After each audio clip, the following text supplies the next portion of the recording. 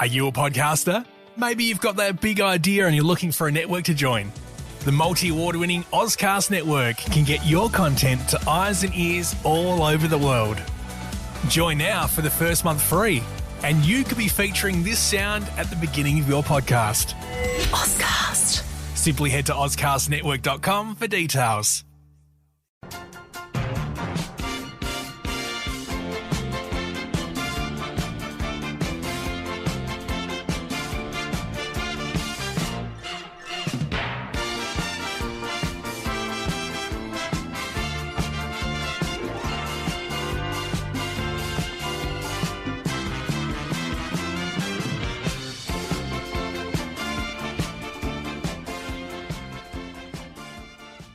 Les Ellicott will be with us, John Paul Drake with a great philosophy on Australia Day from Drake Supermarkets, and this gentleman, Mark McCrindle, demographer, futurologist. And as I said to you during the week from the garage, Australia's population growth seems to be kind of out of control.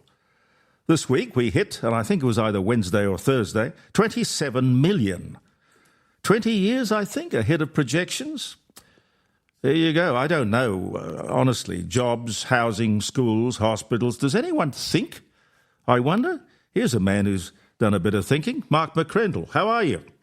Great, thanks, Jeremy. Good to be with you. I'm sorry to ring you on a public holiday, but thank you for making way for me. No, great to chat. How does anyone know exactly what day the population is going to click over to another million? Well, the Australian Bureau of Statistics has some pretty good quarterly population updates, which looks at how we're growing. And those two areas are births versus deaths. So they look at the natural increase. They look at arrivals versus departures. From a migration perspective, they tally all of that. And so every quarter we get an update. And so based on sort of working out exactly how that flow, that model is working, can work out exactly which day we hit the new milestone. And that was, as you said, on Wednesday, up to 27 million. So do I read it right? And Australia does not really have any policy, any population policy? Yeah, there's not around it. There's no set ratios as to how we're going to grow natural increase versus overseas migration. And so it just happens how it happens. And that's why in this last 12 months, we've just had some crazy new record. We increased by 624,000 people, which was not only bigger than the previous record, which was all the way back in 2009, but it beat it by 41%. So this is an all-time record at an all-time record rate. And it's just demand and supply. There's not so much government target or policy setting around it, even though obviously migration, which is the bulk of this growth, is entirely governed through policy settings. Now that sounds to me numerically about the same size as the population of Canberra. Well, exactly, or Tasmania. We've grown New Tasmania in a year, and it used to take us about 3 to 4 years to add 1 million people. We're doing it now every 18 months or so. So it certainly is unprecedented population growth. So what I read a while back that we would hit a population of 28 million in 2045. That's going to happen next year by the look of it. Exactly right. So we're 20 to 30 years ahead of the models of just 20 to 30 years ago. So, and of course this matters because all of the land zoning and planning at local government level, development of hospitals, airports, rail, it's a 20-year time frame to plan that out. They're looking at what the population will be in 20 years. And if the population forecasts were so off, or more to the point, if the current population increases have been so rapid, then no wonder we've got some shortfalls and some infrastructure bottlenecks. Indeed. It doesn't sound like the opposition has a philosophy or an approach to this that's any different from the government. Why have we allowed ourselves to be governed by people who don't have a plan? Well, they do get a benefit from population growth. It does boost the economy. There is an economic boost that comes from the domestic demand. The universities are loving it because many of these people coming in are students, overseas students, and that's a good earner for the universities and for the nation. You've got a lot of businesses, particularly large corporates that are really relying on overseas migration from a skills perspective and plugging gaps that they're not finding locally. So there's reasons for it, but it's at a community level, it's at a local level, it's at those looking to buy a home or thinking about their kids that are suddenly the ones that are paying the price for this record growth. So it's a cost of living. It's an irritant to the cost of living, which is apparently the main thing that we are thinking about and worrying about. Well, exactly. It certainly drives that. And if we're wondering why house prices are going up so much and why it's hard to find a rental vacancy, it does come back to this demand way above supply. And even though there's some federal government plans to build, you might have heard, 1.2 million homes over the next 5 years. Well, the average household is 2.5 people in size. You take the 624,000, that means we need another 250,000 homes per year to accommodate the recent growth that we've had. And if you multiply 5 years of 250,000, that's 1.25 million homes we need. Are you there, Mark? Tony had dropped out. I think we're going to have one of those mornings, It just dropped out. I don't know whether we can... ring him back? Yeah, we'll ring him back. That's probably the idea. There's a lot to talk about today. I couldn't believe the statues and the defacing of monuments that occurred in Melbourne because of, I imagine, Australia Day. Cannot believe that. And yet it's the anniversary of the tall ships coming into Sydney Harbour, which saw 1 million people come out and applaud. Don't understand what's going on there. Phone's ringing.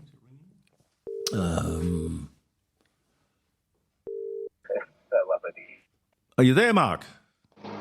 Oh, sorry about that. Just lost you there. Yeah, no, it dropped out. I'm sorry. I was just saying I think we're going to have one of those days where everything goes wrong, but never mind. It's Australia Day, and that's good. Yes, that's it. What would be the ideal population for Australia? Has anybody looked at what the optimum is?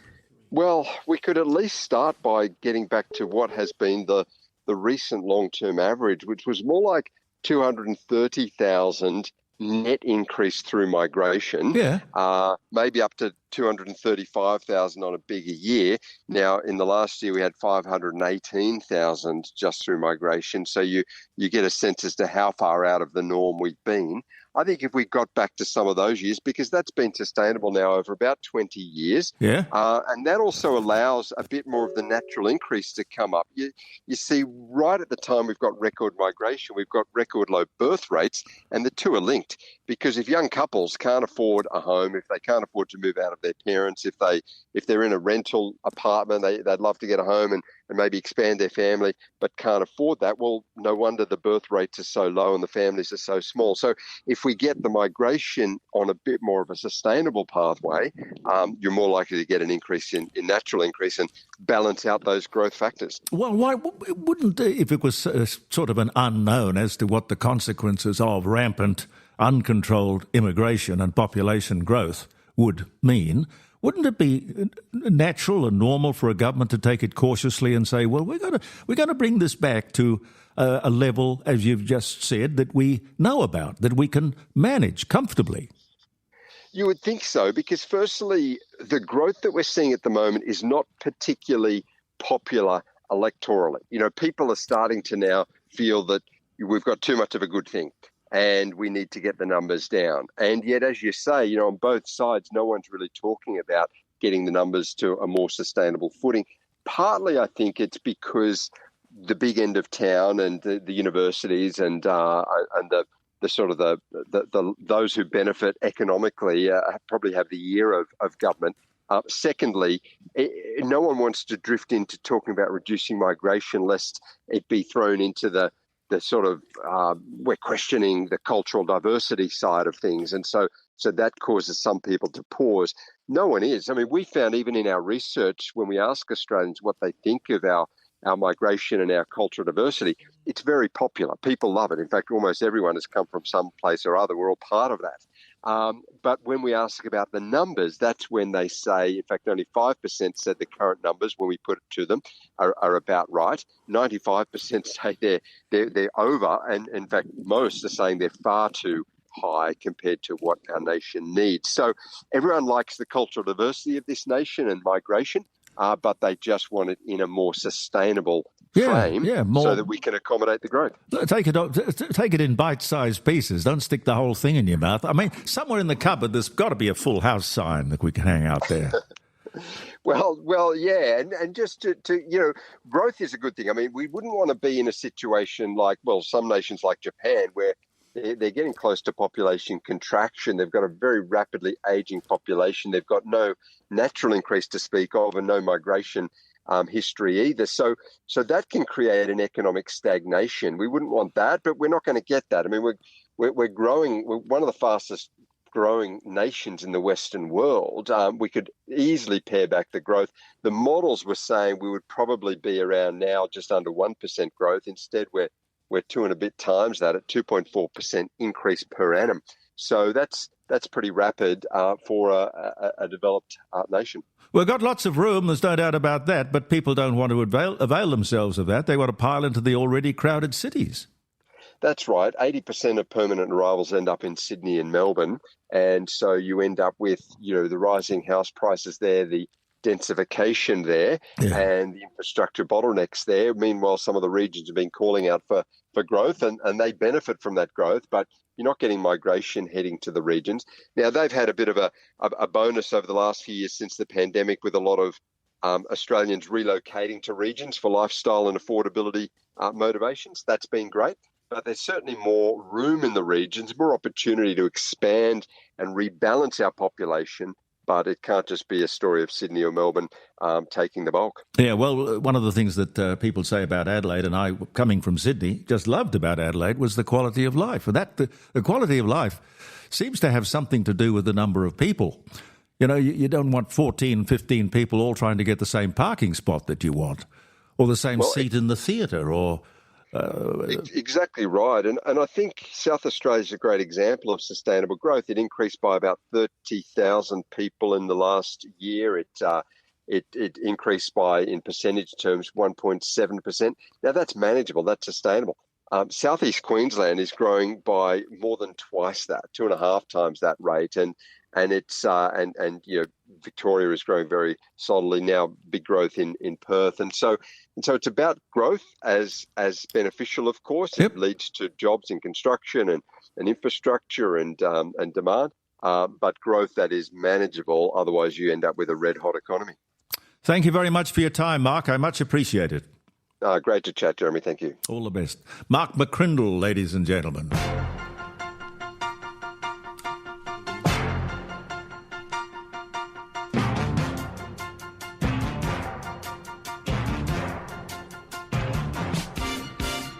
I thought we might start the program again. Yeah, we will. We will. Good morning.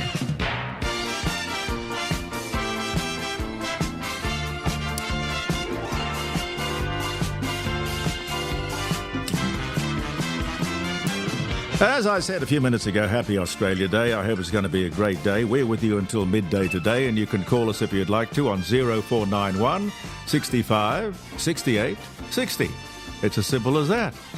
And we've got calls already. That's good. All right. Give us a ring if you'd like to. We'd love to have you on the show. Hello? Good morning, Jeremy. Happy Australia Day. Happy Australia Day to you, John. I'm grateful to hear your voice. You're well?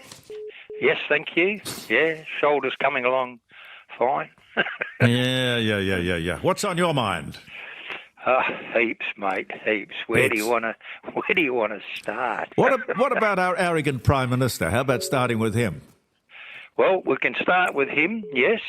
I'll tell you one thing that he was very arrogant about. The statue in Melbourne where Captain Cook was cut off at the feet. You know he's not made one comment about it. No. Well, not I think a comment. It's absolutely disgraceful. Yeah, of course it is. And then he comes out and he wants to offer tax cuts and he doesn't break promises. But and the tax cuts, he's only trying to sweeten people up because he knows about this time next year he'll be going to the polls. Now, the problem with what he's done, in my book, is that when you've made a promise as often as he made that promise, and in as many places as he made it, there is no wiggle room. You can't, you may want to, you could say with political spin, I've found a better way. You could do all of that, but you can't go back on your word. Well, that's,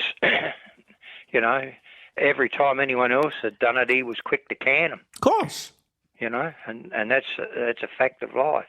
But, he thinks he's...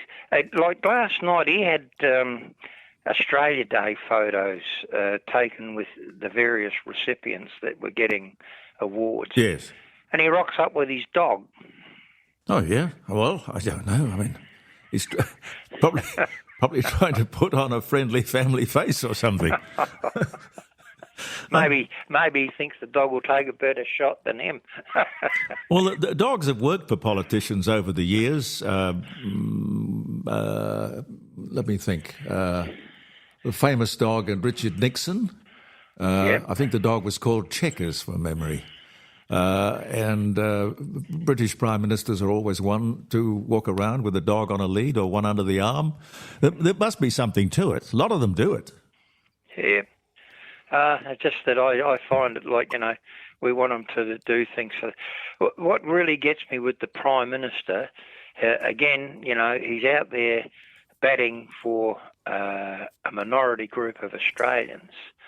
And we all are aware that with the issue that happened in Melbourne with Captain Cook, he's not interested mainly because he wants his republic.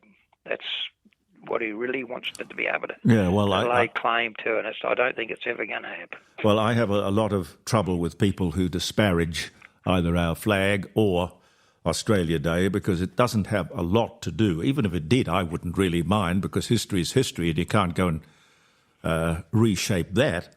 But this day we celebrate today is about 1948 and 1949. That's the Australian Nationality and Citizenship Act of 48, which came into force this day in 1949, which for the first time granted Australian citizenship and nationality to us all, meant we had an Australian passport, we were no longer British subjects, and we were, in our own right, a nation. That is why this is our national day. Well, that's what gets me with the Prime Minister, and as he says, he wants the country to be as one, and yet... he doesn't. Well, what was the Voice was the most divisive thing I've ever heard of. I agree. One rule for blacks, one rule for whites. It's ridiculous. Yeah, but the words coming from his mouth is he wants us to be one. Well, as you know, with the Voice, it didn't work. And just changing the subject, I notice our own Premier in this state, he hasn't backed off from wanting to push this issue as well. No, it's as I said the other day, I mean, what is it about no that he doesn't understand? Yeah, and as yes, Prime Minister would say, whatever his name, Humphrey Appleby would say, courageous Prime Minister, or Mr. Premier, courageous. Yeah. Courageous. I tell you another thing that happened during the course of the week, Jeremy, the Australian cricket captain coming out and wanting to back yesterday as Australia Day. Yeah, I'd sack him. Well, to me, if as a cricket captain and representing the country, he would have been better off to come out and say, look, I have my own personal views on it, and it's not open for discussion. Yeah, well, full stop. He's got a head of cricket, like the tennis players. They've got a head of tennis as well, who are as woke as Woolworths. Yeah. I mean, I don't know how these people get to the top. No idea under the sun. Oh, well, it's rubbing other people's backs, I think. And, I don't know, my friend. Yeah. And what did you think of Mr. Morrison's appointment to the US in their I think he's going to be in their defence thing over there. Yeah, well, look, I was talking about it on Wednesday in the garage. The fact of the matter is, I guess if he wants to go, he should go, but I think that they've probably done their best to drive him out. I wish him well. And I guess you could say, did he make mistakes? Or you could ask, did he make mistakes? Of course he made mistakes. We all make mistakes. I mean, look at how my program started this morning. It was a shambles. Things happen. Things happen. And at the time of COVID, when he took over, which seems to be the main gripe, he took over 5 portfolios. And I don't know, could be panic, it could be the shutdowns or the lockdowns, it could be the fact that nobody knew where this virus thing was going to go. There was no malice in what he did. He wasn't staging a coup.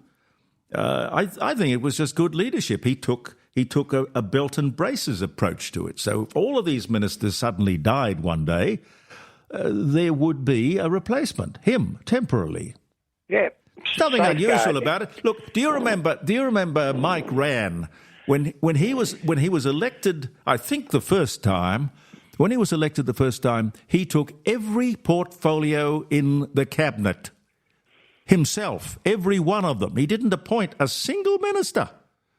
There's nothing revolutionary about it. In fact, I remember him saying to me when he used to come on the air once a week or once every fortnight or something, he said, the cabinet has never worked better. You know, it was just fine, worked like a piece of well-oiled machinery. I don't really need all of these other people.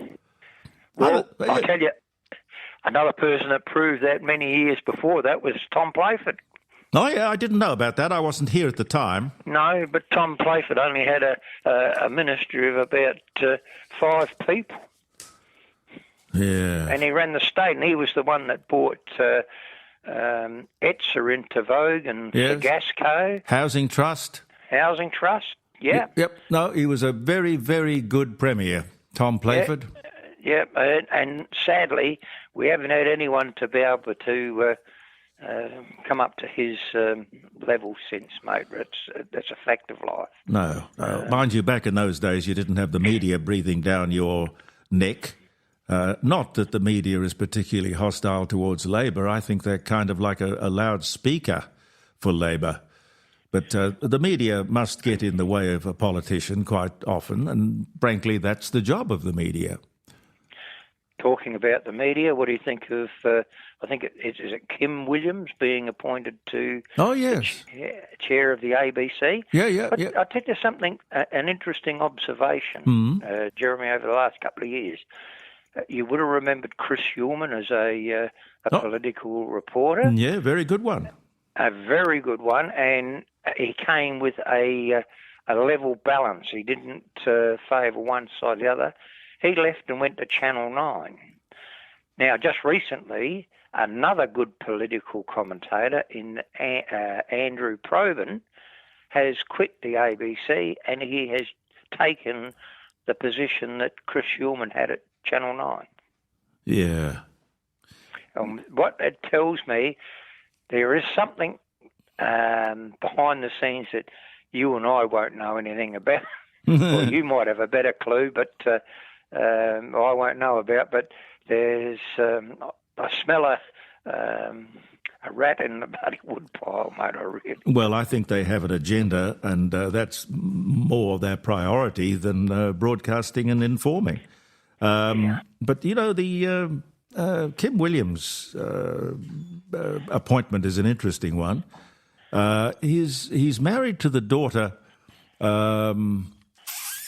He's married to the daughter of Margaret Whitlam.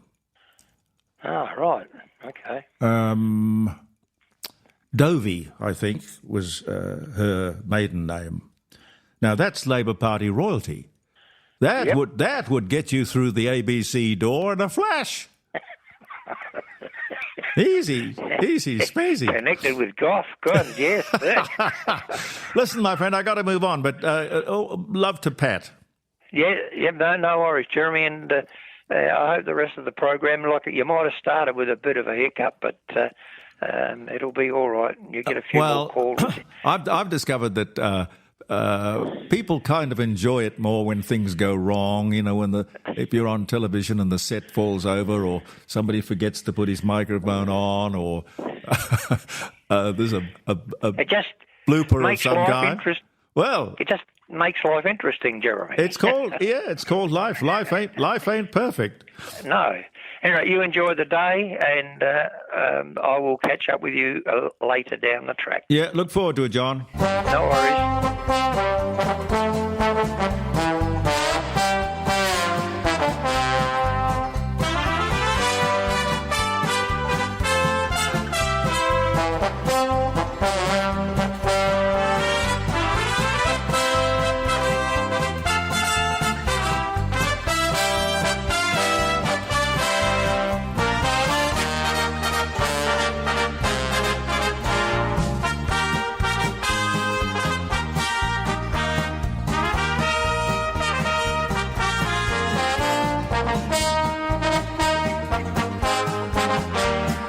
With you in a sec, Clayton. Stay with us.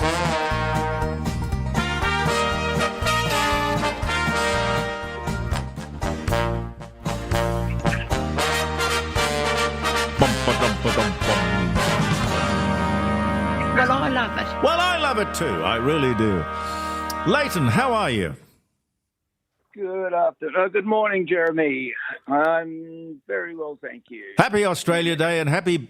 Was it your birthday yesterday or the day before? On the 24th, the day before yesterday. Day before yesterday. Well, happy birthday. I hope it was a fine day. Yes, well, thank you very much for that. It was just an ordinary day up here, really. My wife had to go to work. Well, no, she didn't go to work. That's right, but we didn't do a lot because... we'd both had influenza injections the day before, and for the first time I felt the after effects of it, which is rather funny. Well, it can be that you get a reaction sometimes in the first 15 minutes, but as you say, the next day sometimes. I think that's just a demonstration that it's working. Well, it's probably a good idea that it does work, and but I mean, the main thing is I'm waking up every morning. That's what it's all about. We're winning when we do that. That's right. Now, Father Joan, do you ever hear from Father Joan? No, I'd love to. I thought she was an absolute treasure. Well, I'll pass a message on to her and some details how she can contact you. Oh, look, that would be fantastic.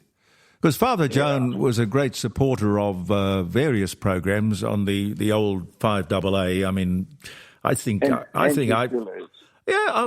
I first heard her when she used to ring Bob Francis.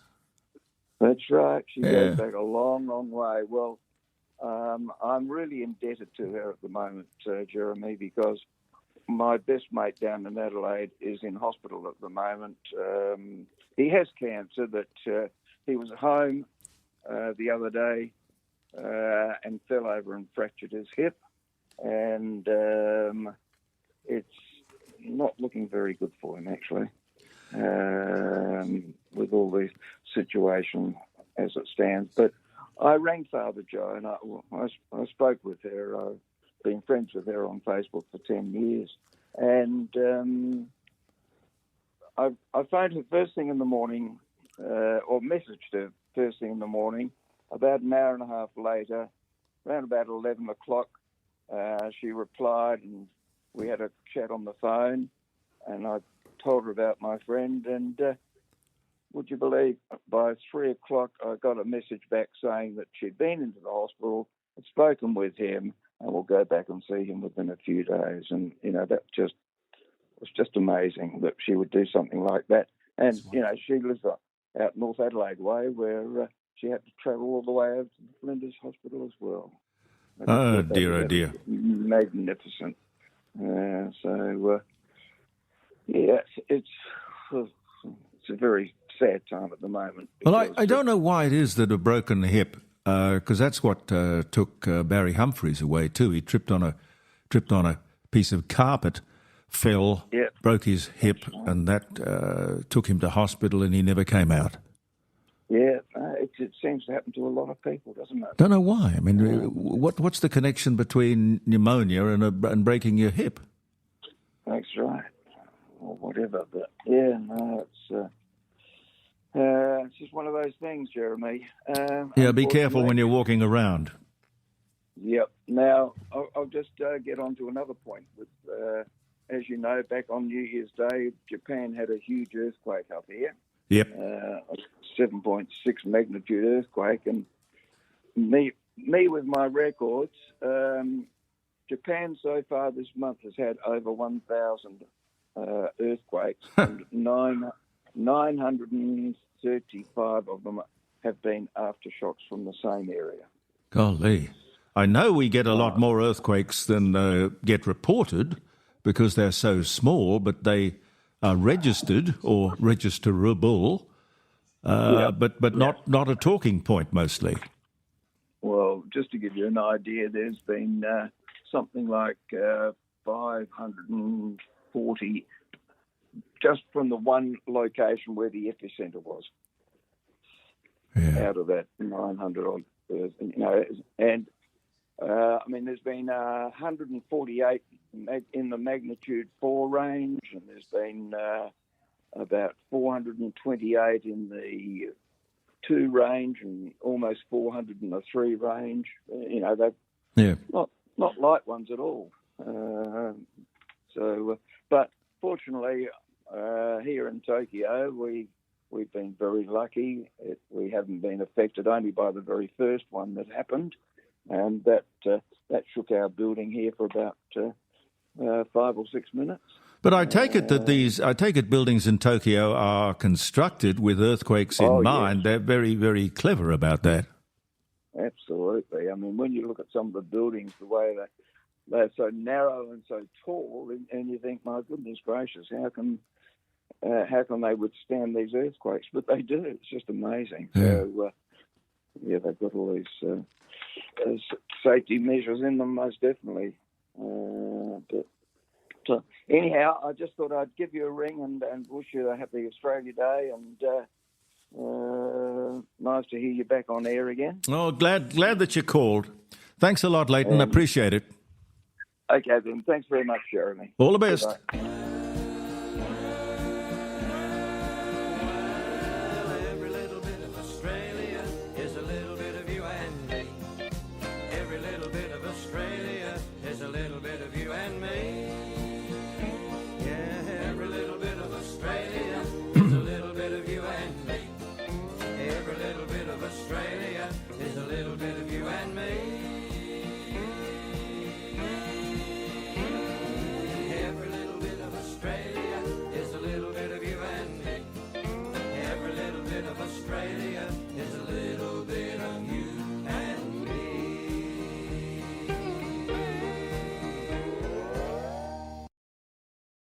Howdy, everybody, as we used to say when we were much younger. This is Bob Rogers, and you're listening to Jeremy Cordeaux.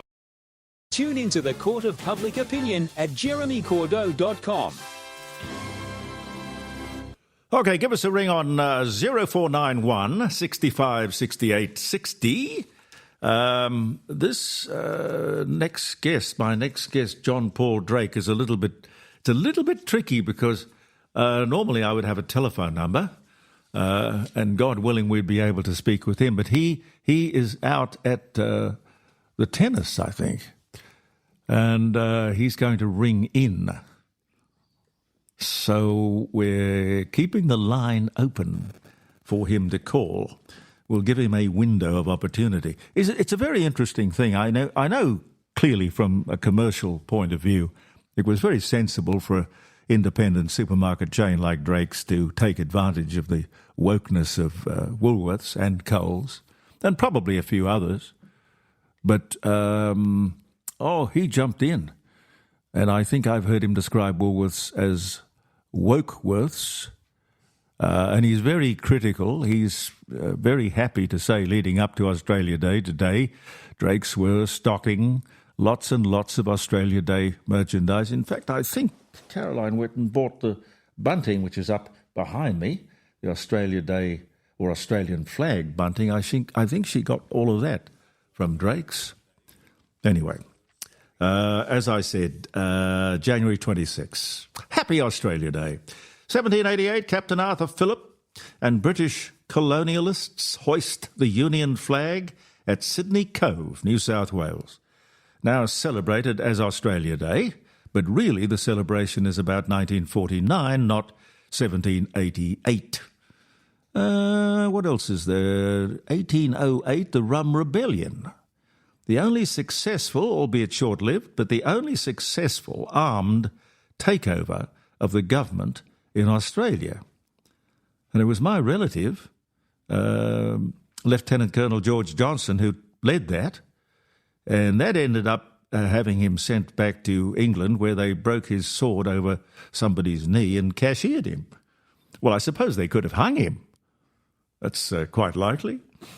Janet Mead. Oh, yes, the Australian Catholic nun and pop rock singer, The Lord's Prayer, dies of cancer at the age of 84. That was 2022 that happened. And I did mention the 200th anniversary parade of the tall ships in Sydney Harbour. My God, 1988, what a spectacle that was. And as I said to you, millions of people turned out just to look and applaud. I don't think you got any of the nonsense that we are seeing today. No. Douglas MacArthur, Australian general in World War II, Pacific Theatre, the Philippines. And he was also involved in Korea, more controversially in Korea. He was born in Little Rock, Arkansas, this day, 1880. I love it when the American generals, I don't know that it moves into the area of the Navy or the Marines, but the Army, when you get to being a 3-star or 4-star general, you seem to be able to make up your own uniform, and you can personalize it. General Custer did, going way back. Maybe that's where it all started, in the middle 1800s. Actor Ronald Reagan, 28, weds Academy Award-winning actress Jane Wyman, who was 23, in the Wee Kirk O' Heather Church in Glendale, in California, in 1940. The electric, oh God, I was sitting in a dentist chair this week. Electric dental drill, the electric dental drill. I can just hear it. Now, it's patented by a fellow called George F. Green, and it was 1875. I'll bet it was one of those foot-operated sort of analog tooth drills, which hurt even more, of course, because they were slow. Yes. And a few more dates, which I'll give to you a little bit later on. Telephone number is 0491 65 68 60. It's the Court of Public Opinion.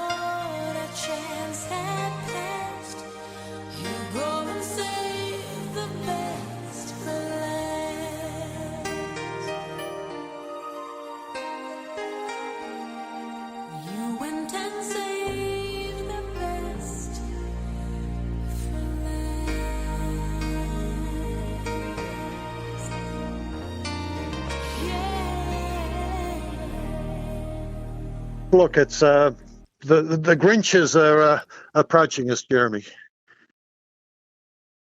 Hello. Hi. Now we've got to go back on a proper channel. You are. Well, you are back. We're having trouble. We're having trouble with the damn phone, Les. I'm sorry. That's all right. I can hear you. Oh, good. I think we're going to have to, Tony. We're going to have to get a switchboard. I think. I don't know. Anyway, are we on the air, Jeremy, or are we behind the air? No. What we do, if I could just give everyone a bit of explanation, what we do is we've got a fairly clunky system, as if I need to tell you that, a fairly clunky system whereby we can talk to you on a back channel through the console while we're still on air. But we've got to go out of being on air into the back channel, and that's where it gets really clunky. Okay. I think almost suicidal, to be quite honest with you. I'm glad there are no knives or sharp instruments on this dining room table, or I'd done away with myself at 9 o'clock. Anyway, you don't want that, do you? Don't want that. How are you, my dear friend? Look, I'm very well indeed. Thank you so much, and happy Australia Day to you. Happy Australia Day to you. What do you make of all this controversy surrounding a day which should be filled with celebration? Well, look, Jeremy, I was reflecting this morning. I've been to the gym already, so I've had a workout, and I feel fresh and alive, and happy to be part of the one nation, one people, one flag, one purpose we should have, Jeremy. But when I was listening to the radio, they couldn't bring themselves to say anything about Australia Day. They called it Holiday Friday. What station? Go on. Les, what station was that did that? That was Cruise. Oh, for They call God's themselves sake. Cruise. Easy listening. Well, that must be something that comes down from management, which, of course, is in Sydney. I don't understand it, but perhaps, and I don't think their listeners would understand it too. Look, it made me reflect, Jeremy, to think about what Australia means, and in my view, it means different things to different people, and that's fair and very democratic. Yep. But it also made me think that is it really about what can Australia do for you, or is it really what can we do for Australia as people, as individuals? And now I think that's the crux of it all. We shouldn't be the takers, we should be the givers in all this, and on that point, I make the comment that I recognise you as a holder of AM, Order for Australia. Yes. And I'm very proud of it. Look, and Jeremy, I make the comment sincerely that I appreciate, and many people do appreciate your contribution and your recognised achievements and your ongoing contribution. So on Australia Day, I'll make that special comment to you. Thank you very much for what you've done for Australia. No, thank you, and continue to do. Australia's done a great deal for me. A great deal for me. And I think, look, everyone needs to acknowledge why we're here and place our contribution fairly squarely on the table, and to move on from there. But to this apathetic criticism and the nonsense going on behind the scenes, and not so much just behind the scenes, but front and centre. As I said, one nation, one people, one flag, and we should have one purpose. Yeah. And squarely at the feet of government is this issue of one purpose. They're not giving us one purpose. Very deceptive, very divisive, and Albo should get a real solid kick up the coit for his lack of leadership on this issue. Very much so, in my opinion. I don't disagree. But leaving 1948 and the day we became a nation out of the argument, going back to 1788, I mean, that is not a day that should have people mourning or being ashamed in any way. It was not. It was a very lucky day, a very good day. The Brits brought to Australia on that day, when admittedly they seized an opportunity, but who wouldn't seize an opportunity? They brought the rule of law. They brought civilization. They brought medicine. They brought, the Aboriginals may have had folk medicine or something of that order, but can you imagine what this country would have been like if the Brits, or if it hadn't been the Brits, of course it would have been somebody else, and someone possibly less charitable and sensitive. And, of course, the Brits made mistakes when they colonised the place, and they probably made mistakes where they colonised everywhere. But throughout the world, I am convinced that, by and large, the world is a better place for the things that the British brought. Now, it might not always be welcome, but the fact of the matter is somebody's going to take you over if you can't defend your borders. Look, Jeremy, I think we've often had the conversation about what history means and the significance of history and the understanding of history. It's like the concept of the Judeo-Christian system. And I was talking to a person during the week who said, look, I don't have a faith, I don't believe in a God. And I said to him, that's fine. But if you look at the Christian faith and you look at the basis of the Christian faith, the Ten Commandments, many law systems around the world are essentially based on a faith system which is a fundamental cornerstone of the Ten Commandments. We don't steal, we don't pillage, we don't... there's a whole heap of things we shouldn't do as people in a community, and the law system reflects that. And if anything, we should be thankful that the colonists, whether they be the English or the French or the Americans, had the endeavour to risk their lives to get in the tall ships, to transverse the waters, to come up to a new piece of land, to exchange ideas, as they did the spice trade. Yep. And jewels, gold, all those type of things. And we created this movement of people around the planet, which nowadays we happily call multiculturalism. Yeah.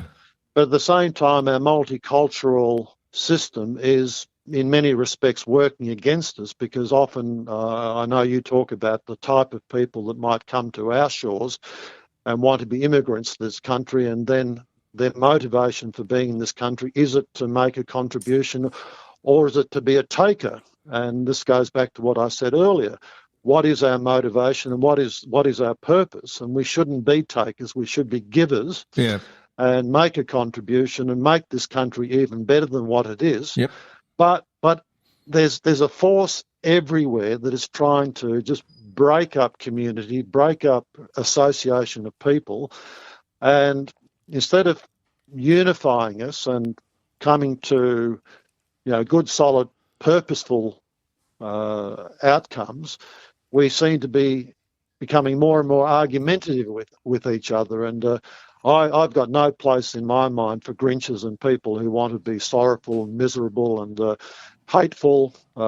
It's far better to be quite the opposite and make that contribution, feel good about yourself. And I think that's, again, a purpose of Australia, is for us to feel good about ourselves for whatever reason we choose. And there are a multitude of reasons we can pick from, but individually or community-wise, I mean, I'm going to the Marion Club shortly for a cup of coffee with a group of friends, and we're going to be associating with the same group of friends over lunch, maybe a few convivial bevies after lunch. We're going to enjoy ourselves. We'll be talking about Australia Day, but the people that I'm with wanted to be together and celebrate Australia Day. Those who don't, Jeremy, they can have their own circus, stay at home, and if they want to be miserable, good luck to them. But no, that's not my place in life. I'm all for going forward, finding solutions, and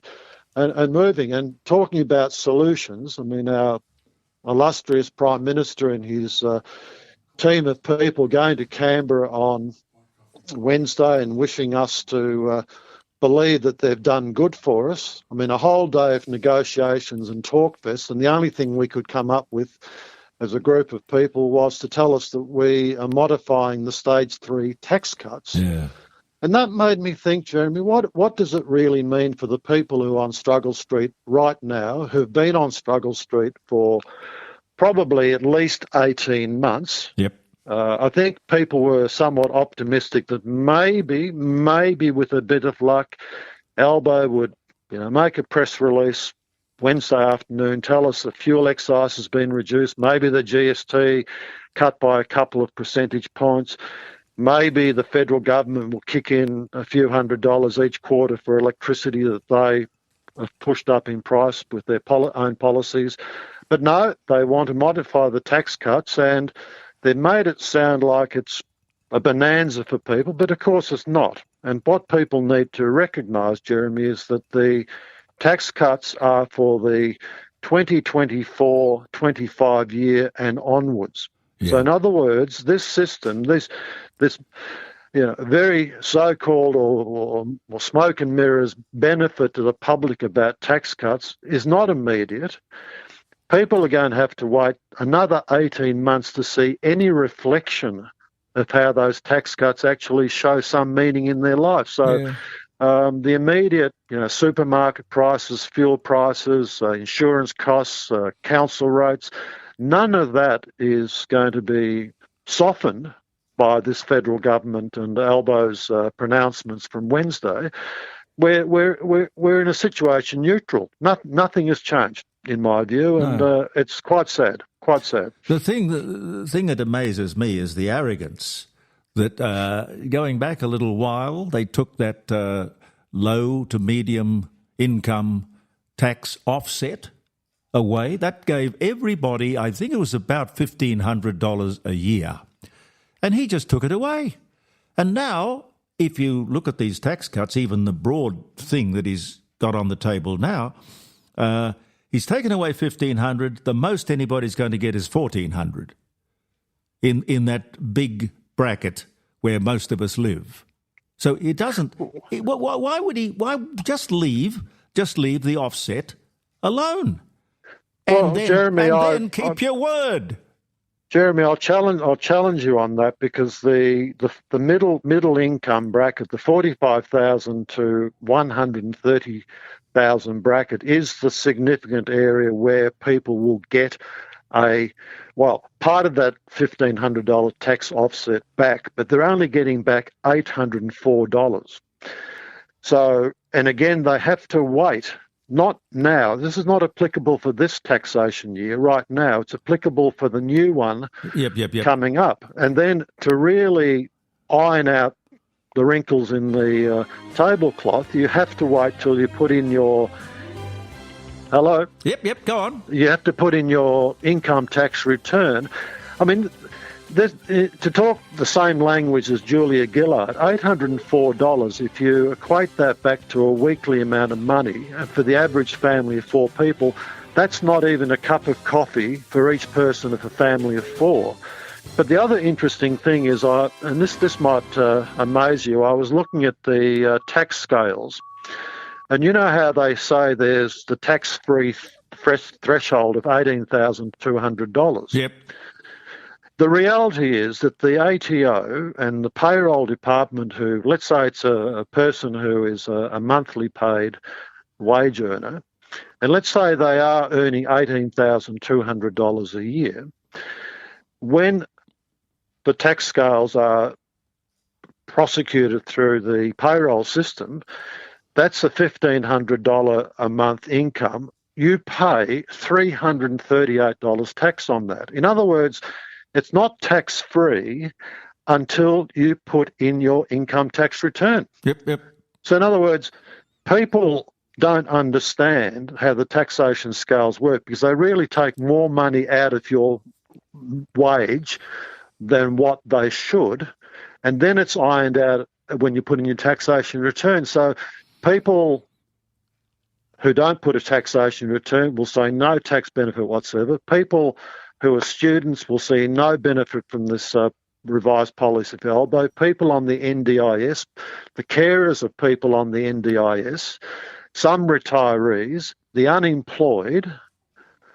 There's a great percentage of people, which accounts for something like 40% of the Australian population, who will get not a single cent benefit out of these tax cuts. Yeah. And I'm saying to you, it's a bittersweet announcement, in the context that it's sweet in the theory that you're going to get something out of it, but it's really, really bitter because there's no immediacy to it. No.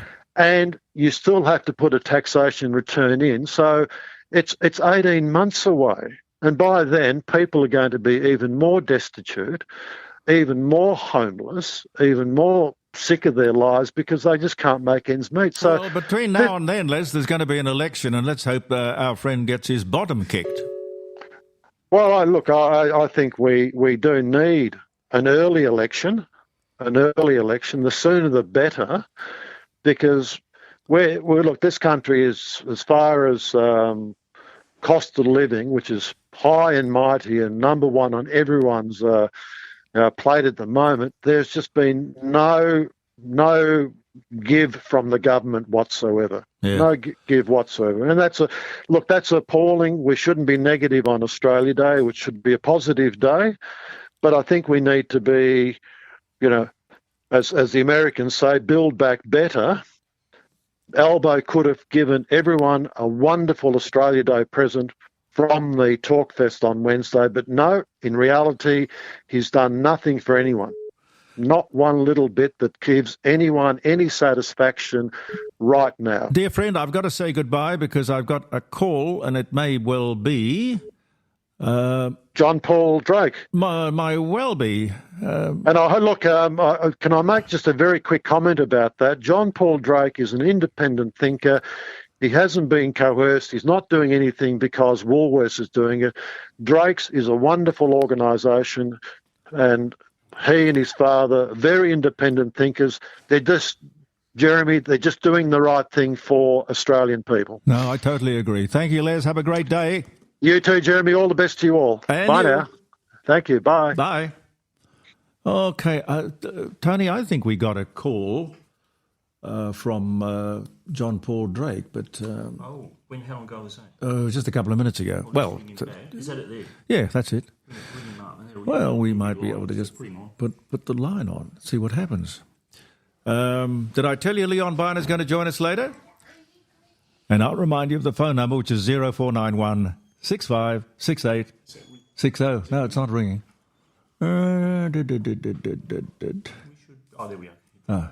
Hello? Just wait for it to ring. We'll see. As I say, our telephone system is a little clunky. Hello? Hello, is that John Paul? Yes, it is. Hi, all the way from Melbourne. Thank you for ringing in, and thank you for remembering to come on the show. I appreciate it. Not a problem. Not a problem at all. One of my listeners was just sounding your praises, and I go right along with him. Oh, awesome. No, happy Australia Day, and thank you for the corporate stand that your company, Drake Supermarkets, has taken over this Australia Day business. We're proud of you. Oh, thank you very much, Jeremy. It seems like such a logical stand to take. So, but not to all people, unfortunately. No, well, sometimes it's not so much what you do that is right in business, I guess, as in anything else. It's what somebody else does that's wrong. And Caroline just brought me Lamingtons. Did you get these from Drake's? Yes. Yes? And the flags? We got the flags and the bunting from Drake's. You're just too nice. Absolutely too nice. It's perfectly true. I think you will notice a nice little jump in your profits and the people who come through your door, and I think the Woolworths and Coles people will notice the opposite. Yeah, well, initially, we've definitely seen that. So from the day that our friends in the Green decided to say they're not going to have Australia Day merch, we definitely have seen an increase in sales. And not only that, I think people have totally understood our customer base. It's all about choice, and we want our customers to choose whether they want to. If they don't want to buy Australia Day merch, they don't have to buy Australia Day merch. If you don't want to buy Valentine's products, you don't buy them. No, when you think about the range of things that you could probably put under that heading of promotion, you know, the Woolworths people and the Coles, I suppose it's something along the lines of might is right. Doesn't really matter. We'll just do what we want because we're big. Well, what about Chinese New Year? I'll bet there'll be Chinese New Year stuff around.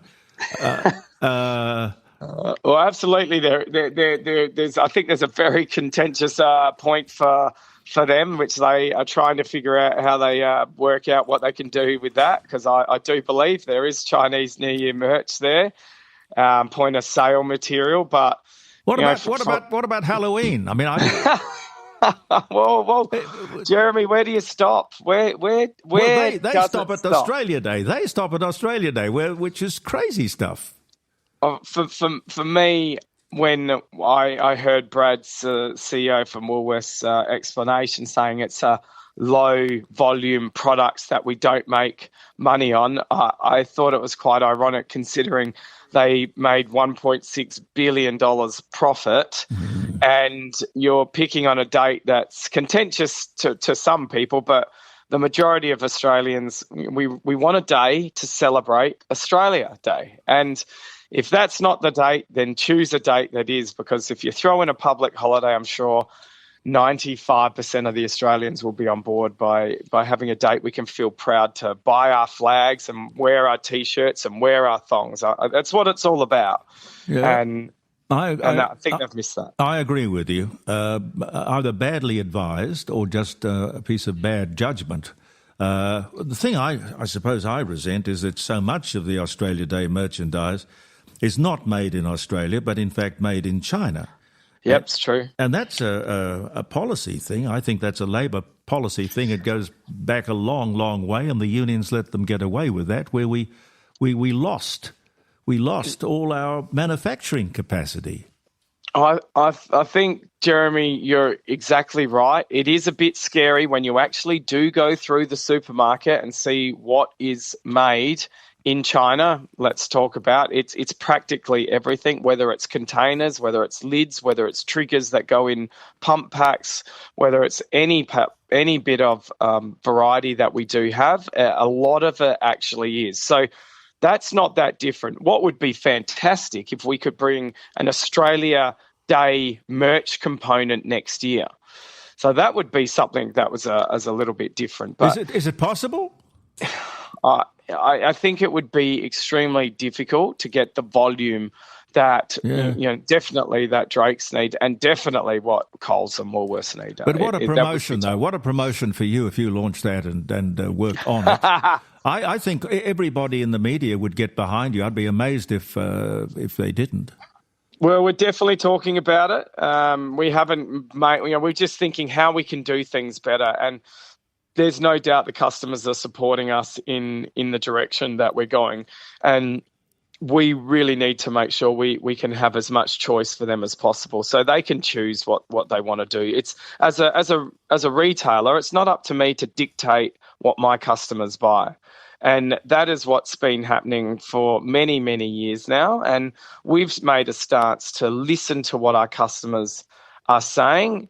And because our exec team, we're actually on the shop floor. We're talking to our customers. We're talking to our team. So we have an understanding of what's really going on out there. And they want merchandise. They want the opportunity to choose what they want to buy, whether it's Halloween, whether it's Mother's Day, Father's Day, Easter, Christmas.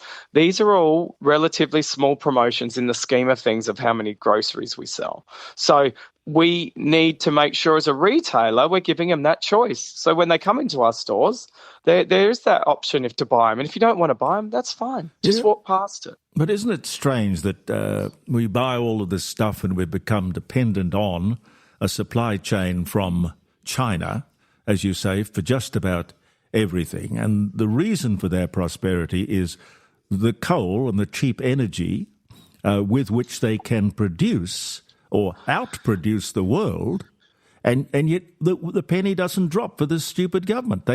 We are allowed to export our coal so they can become more wealthy, but we can't use our coal for our benefit because we're going to affect the environment. Now, it's bizarre, isn't it? It's absolutely crazy. The thing that I just learnt recently, because I wanted to do a little bit of research, is that China has over 2,000 coal mines going right now. Yep. Over 2,000. So here we are, and we talk about South Australia closing down one. And we're worried about what our impact is on the climate. We've really got to realise that we've gone so green in South Australia and Australia that electricity is now my biggest expense. Oh, I'm sorry, that's a lie. It's just under wages. So we've turned a switch on that every single person in the country is paying for because we're trying to be so green. Now, common sense seems to have gone out of the door. I'm not a political person, Jeremy, so I'm not playing a political side, but it just looks like common sense. Yeah, but now we're all paying for it. The logic of it is that we are part of the world. It doesn't much matter what little old Australia does. Now, if we turned off every light and we stopped every internal combustion engine, it would make absolutely no difference to global warming or climate change, yet we would be in serious trouble as a group of people. And we send all the coal off to China. What do they think in Canberra the Chinese are going to do with the coal? You know, they're going to use it. They're going to burn it, and it's going into the atmosphere. I know, but I'm just a simple retailer. I think you keep out of it. Let me stick my neck out. It's all right. No, you've done a wonderful job. You've done a wonderful job to point out what a patriotic Australian company can do with a bit of common sense. Thank you. How's your father, by the way? He's fantastic. I think he's liking what he's seeing, what's going on. But as he keeps on saying, I'm just a humble grocer job. Or you do all the talking, and make sure you don't get us in jail. And no. I'm happy to support. But he's still flat out. He doesn't feel he works a day in his life. He's just loving it. How old is he now? He's only young. He's 75. Oh, that's only a kid. That's all right. Yeah. As I've learnt, the closer I've got to 50, 50 is actually quite young now. Well, that's true. What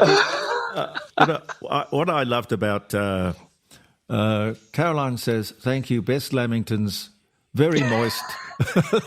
Yeah, they are. I haven't had one yet. They are the best. I haven't had one yet. I like the way Barry Humphries used to say when people asked him how old he was. He would say, "I'm approaching 70 from the wrong direction." Oh, that's quite good. Yeah. I like that. Yeah, well, when he was 80, you see. It made sense. You're over watching the tennis, are you? Now, there's another woke organisation for you.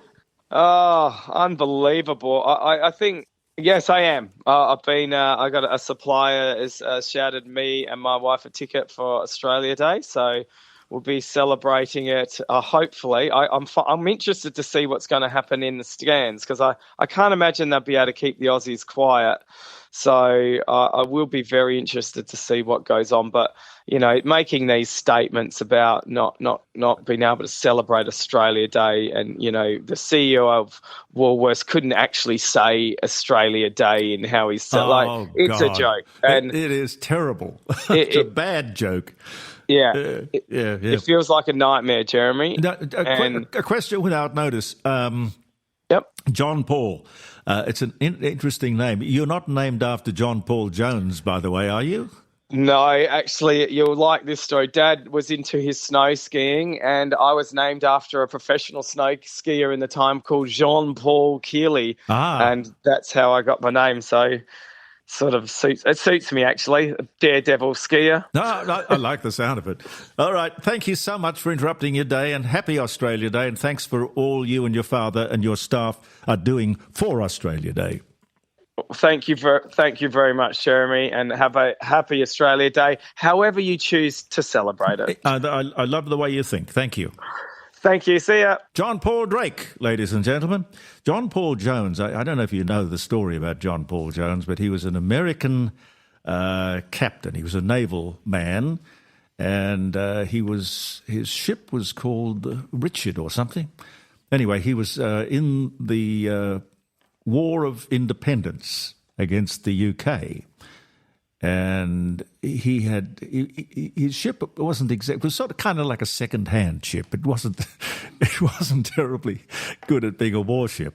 Anyway, the Brits, they fired their guns and their cannons, and they just shot the bejesus out of him.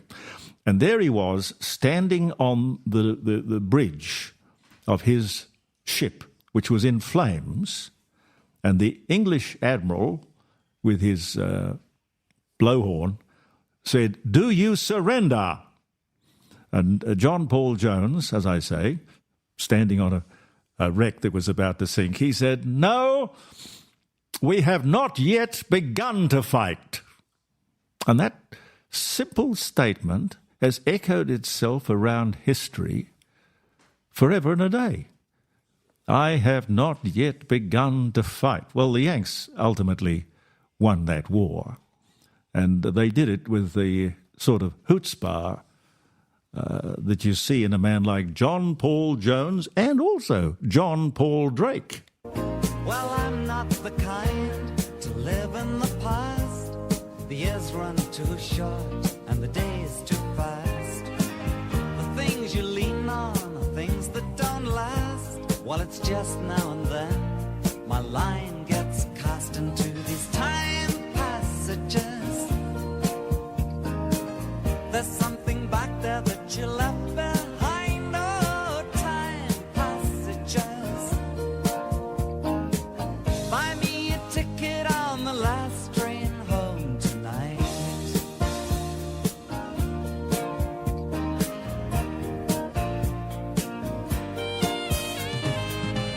Hear the echoes and feel yourself starting to turn.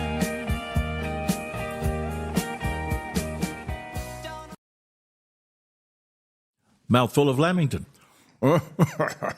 No, you're right. They are moist and lovely. And I don't know whether the Lamington is traditionally Australian. We invented it. I don't know. My next guest probably does know. Leon Byner's just walked in. How are you? I'm good, and I think you'll find the Lamington is a confection of the CWA, who go back a long way. Right. Is it named after Lord Lamington? I don't know. Because a lot of things like the sandwich is named after the Earl of Sandwich. And then there are the islands that are named after them. Yeah, well, they're named after the same bloke. Yeah. And that's another interesting historical story. Yes. It's called a sandwich because this guy was an inveterate gambler.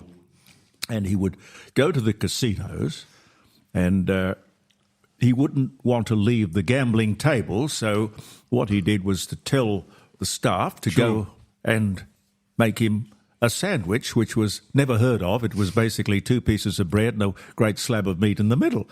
And it caught on. Yeah, not surprised. How have you been? I've been good. Been excellent. Tell you what, there's some really interesting rhetoric floating around. I always think of Australia Day as a day to be proud of our country and have a look at the opportunities that are created. I mean, you talk to any migrant, they will lay bare the fact that this country is absolutely the land of opportunity. Yeah. They really will. Well, it is the greatest country in the world when you look at the stability of it, the peace. I mean, the rest of the world is pretty well war-torn or on the verge of being war-torn. Yes.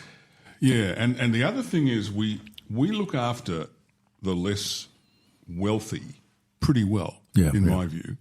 There are some people who fall between the cracks, and gee, I've sort of made it my business to try and help that if I possibly can in my own small way. But I think we live in a wonderful country. One of the lines you used to use was the welfare system is a safety net, not a hammock. Correct.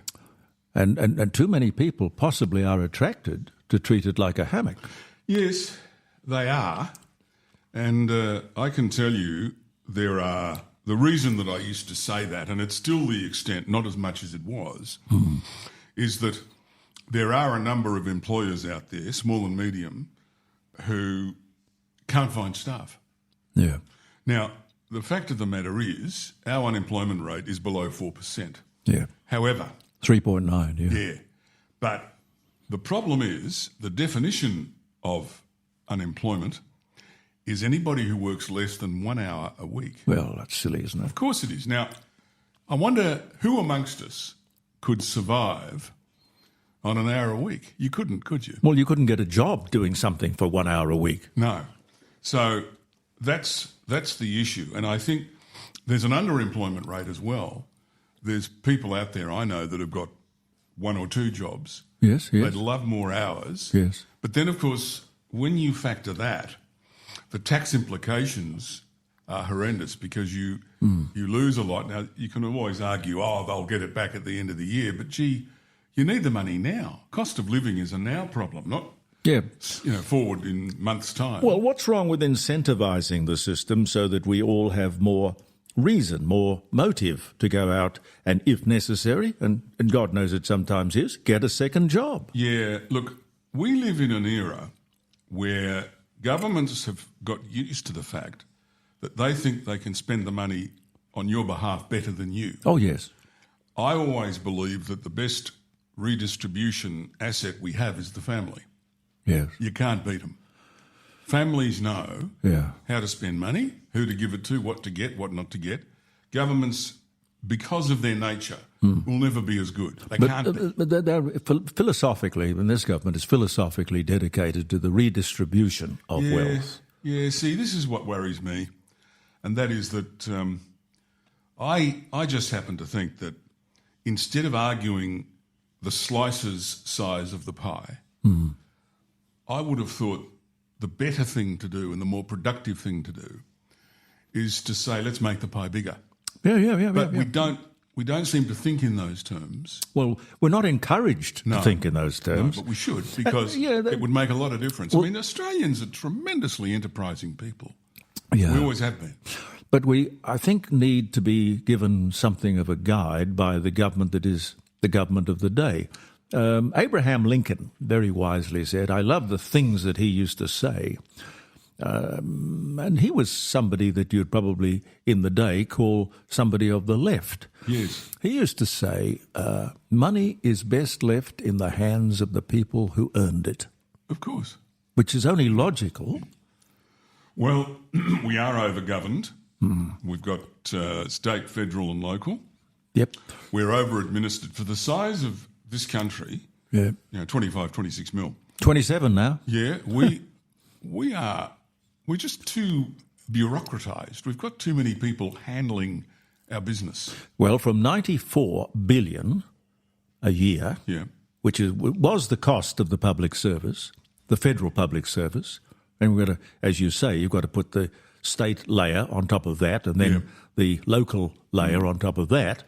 But federally, $94 billion a year has gone up to $126 billion this year. And that can only be that we keep on adding people to the public service. Yeah, see, we now live in a global environment. All of the people in government and business will tell you that. But we don't behave like it in a sense, because for a country of this size, we are overhandled, vastly overhandled by middle people that don't actually produce anything.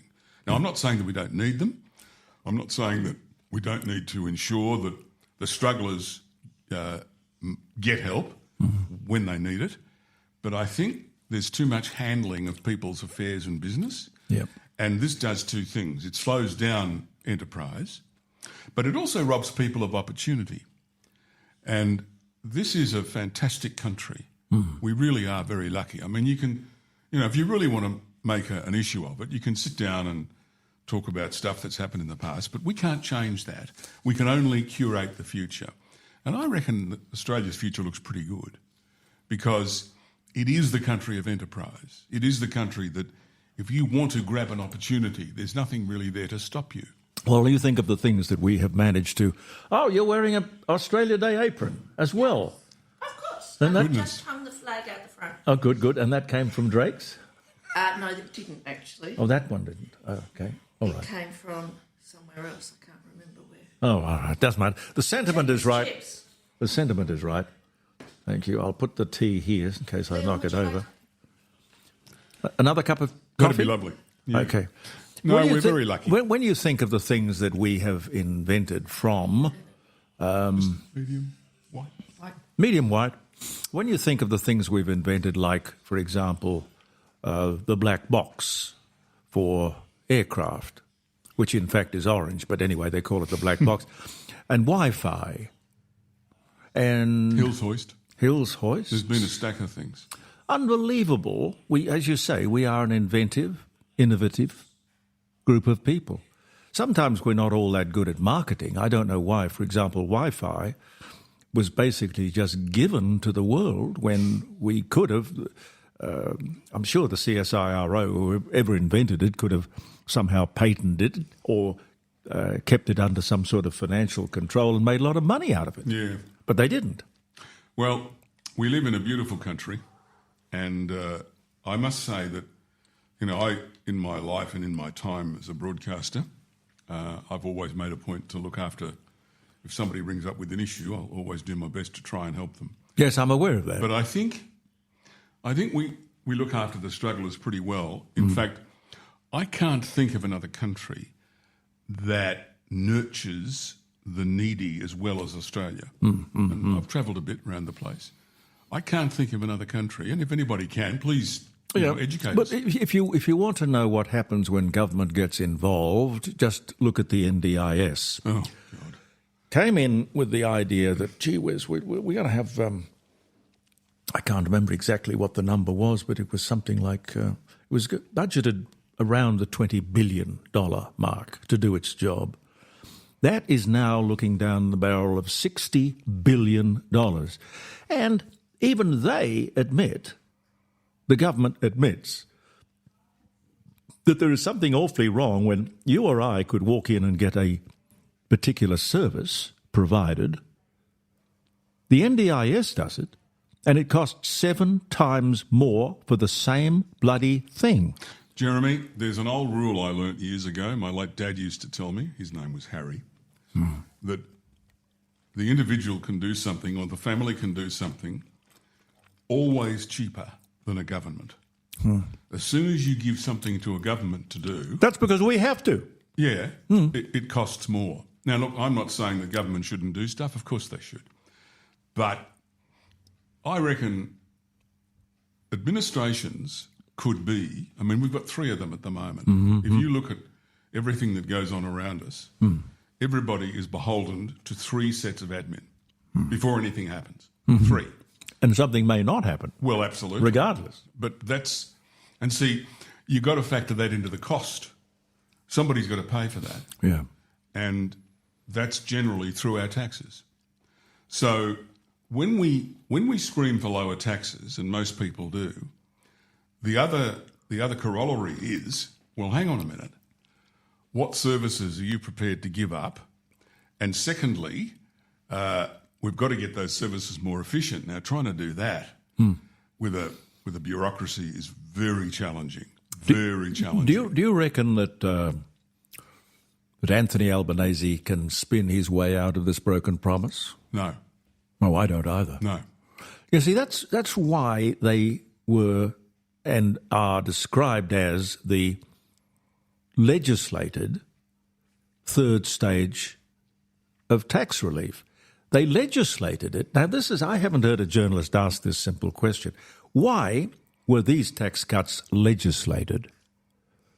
The reason, I believe, is that the government of the day that brought it in 5 years ago as a promise was not satisfied that that promise could not be broken. Sure. So they put it in law just to be sure. Well, and now you've got this guy. Yeah. He's going to have to change the law. Well, he's got to get that through. That's absolutely right. And I don't know that he will. I think current government federally is in a whole lot of trouble at the moment. Yeah. Of their own making. Yes. Well, 9 times out of 10 it always is, no matter what side you're talking. But yeah, look, Australians, I've got so much faith in the people of this country, especially the strugglers who, having met so many people on the ground floor who have very challenging issues, you know what?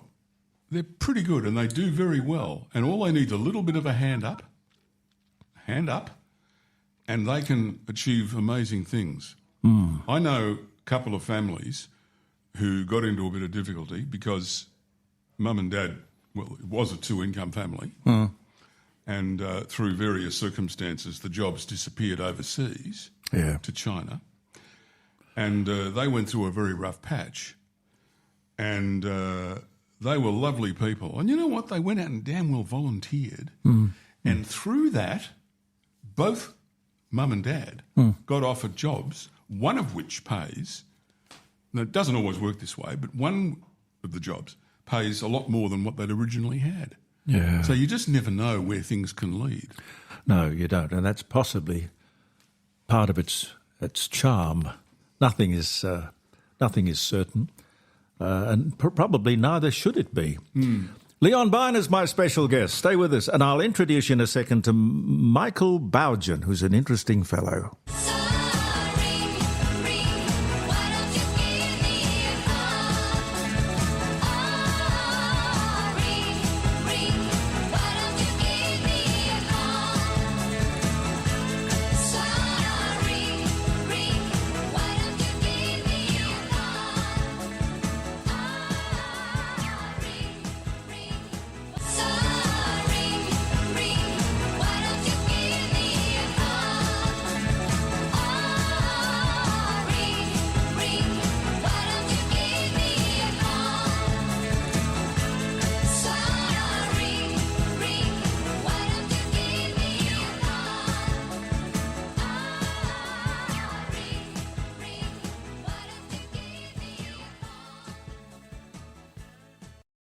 Hi there, you're listening to the Court of Public Opinion with Jeremy Cordeaux.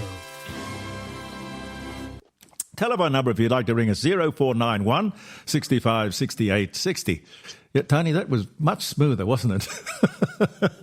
I say smoother because I've been putting a call in to Michael Boughen. Now, Michael Boughen is the producer of a wonderful show. And I saw it for the first time. It's been around, but I saw it for the first time last weekend. A great TV show. In fact, the second series of Muster Dogs is on the ABC on Sunday nights now. It's all about, it's about sheepdogs. Sheepdogs. It's a lot more than that, really. The first series was on Kelpies, I think. Correct. Aha, there he is. Michael, how are you?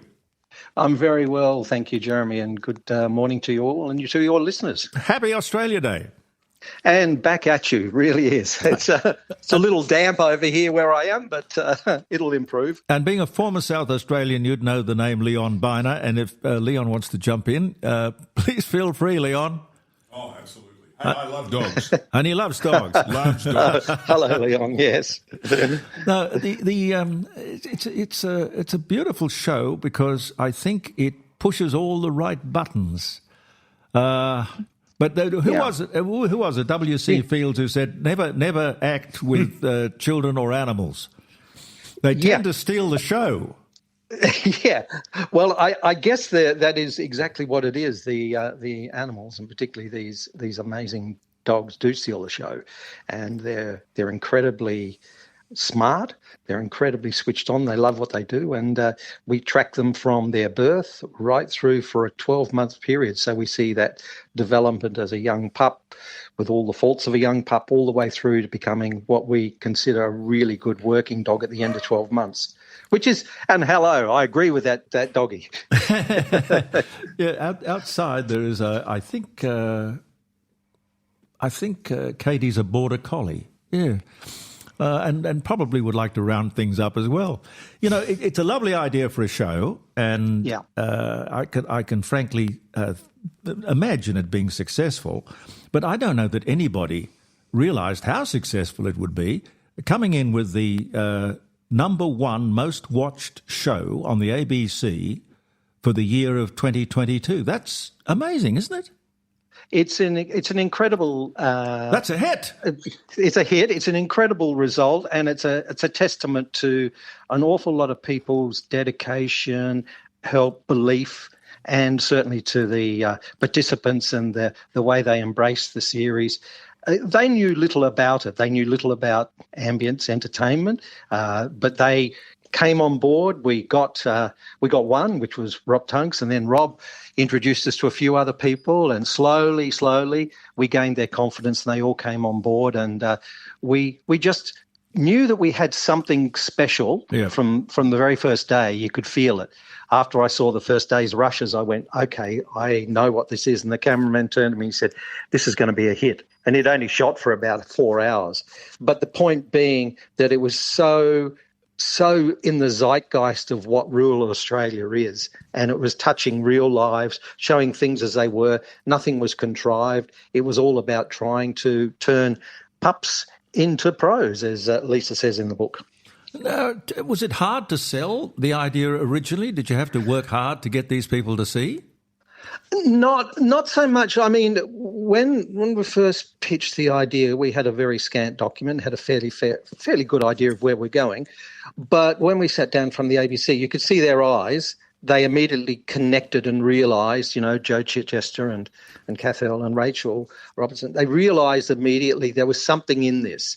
Now, that was brilliant to see that, because we'd known there was something in it. And it was more about the period of time it took to get it to a place where everyone felt that we were going to make a cracking show. So there were little tweaks here, little tweaks there. It was about finding the right people. It was about, getting the breeders right in Series 1, which Joe Spicer bred the dogs, and then in Series 2, Mick Hudson from Dubbo's bred the dogs. So we did an awful lot of research with people, just trying to make sure that we were in the zeitgeist of what country folk wanted to see and what city people would embrace, and that our participants would get wholeheartedly behind. They are kind of amazing dogs, though, aren't they? It's almost like they can speak English and they have an instinct. They very much do. It is a remarkable thing to see, even as tiny little pups of 4 weeks old. The one thing they want to do is round up. They want to herd. They want to sheep, cattle, whatever it is. They're really, really keen to get into that work mode, and it's something that they thoroughly enjoy and love and live for. They literally live for it. We train them, or I should say the trainers and participants train them, but really all they're doing is educating and refining what is an inherent desire to work. Well, some of them clearly are stars, aren't they? Some of them do it a hell of a lot better than some others. So they are, but you get that in everything, even in football. You can, as in cricket or whatever, wherever you go and whatever field you're in, some people excel, and some are fabulous, and some are good, and then some maybe not so good. Well, working with animals, I suppose, is always tricky, but you don't, I guess, get the ego and the temperament that you might get from actors or other performers. No ego with the dog. They are very much in, I will take my food and I want to work. And it doesn't matter whether it's rain, snowing, hot, they want to work. And it's and the good thing for that is for the rural community folks on the farms that, these are ways of treating animals with respect, working dogs and sheep and stock, looking after the health and welfare of all that, and also helping with the health and welfare of the farmers. You're not having to spend time chasing stock in buggies, helicopters, motorbikes. You can be far more relaxed, and let's be honest, relaxed animals are far easier to handle and less likely to cause themselves injury, and or dogs and or farmers.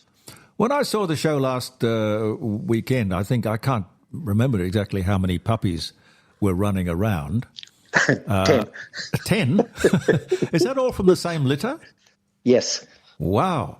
Okay. Yeah. So you got 10 puppies. And I thought to myself, if they were here, or if I was a farmer, I wouldn't be a good farmer, but all the dogs would be in bed with me. Now, I guess a sensible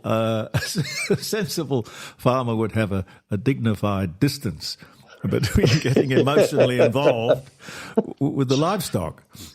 Yes, they do. They love their animals and treat them with respect. But at the end of the day, the important thing for any dog handler, dog worker, musterer, is they are the alpha of the pack. So that's how it works. So that's why the dogs respond so directly to them and are really well trained. And by the way, I think if you had all 10 puppies in the bed, I don't think there'd be room for you, Jeremy. There barely is with one Jack Russell at the moment. Leon, where do your dogs sleep?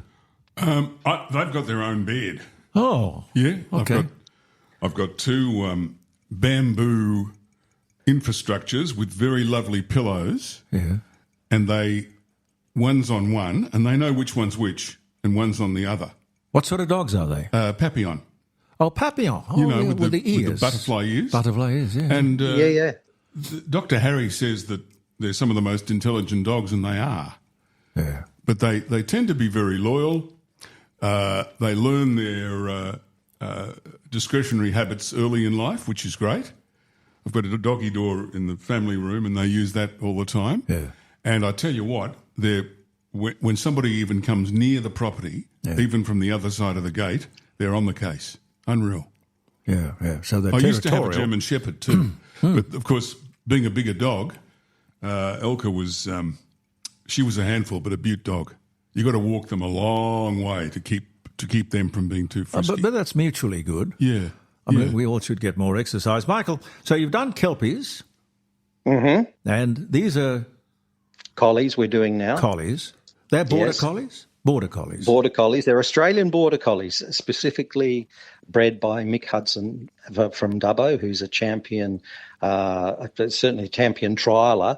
He's won the Australian New Zealand championships a number of times, and he's highly respected as a dog trainer, dog trialer and owner. But he's also a property owner. He has large properties. As he said, his paddocks are 10,000 acres. Oh. So he has a large number of dogs that he breeds and uses for himself. His father was a breeder as well, well known. Pip Hudson was a really well known breeder. So he's bred the Australian Kelpies. They're black and whites, like border collies. Yes, He's bred the collies, and they're black and whites, long haired, short hairs. They vary, but they are border collies with an Australian twist. Now, at the end of the season, I guess you're going to have one of those puppies as a standout, aren't you? An absolute winner. One will stand out above the others, yes. Look, it's always interesting, and I've learned a lot over the series, the progression of dogs. Some come on really quickly, and then they sort of plateau and stay where they are. Other dogs take a little bit longer to come on, and then suddenly they spurt on.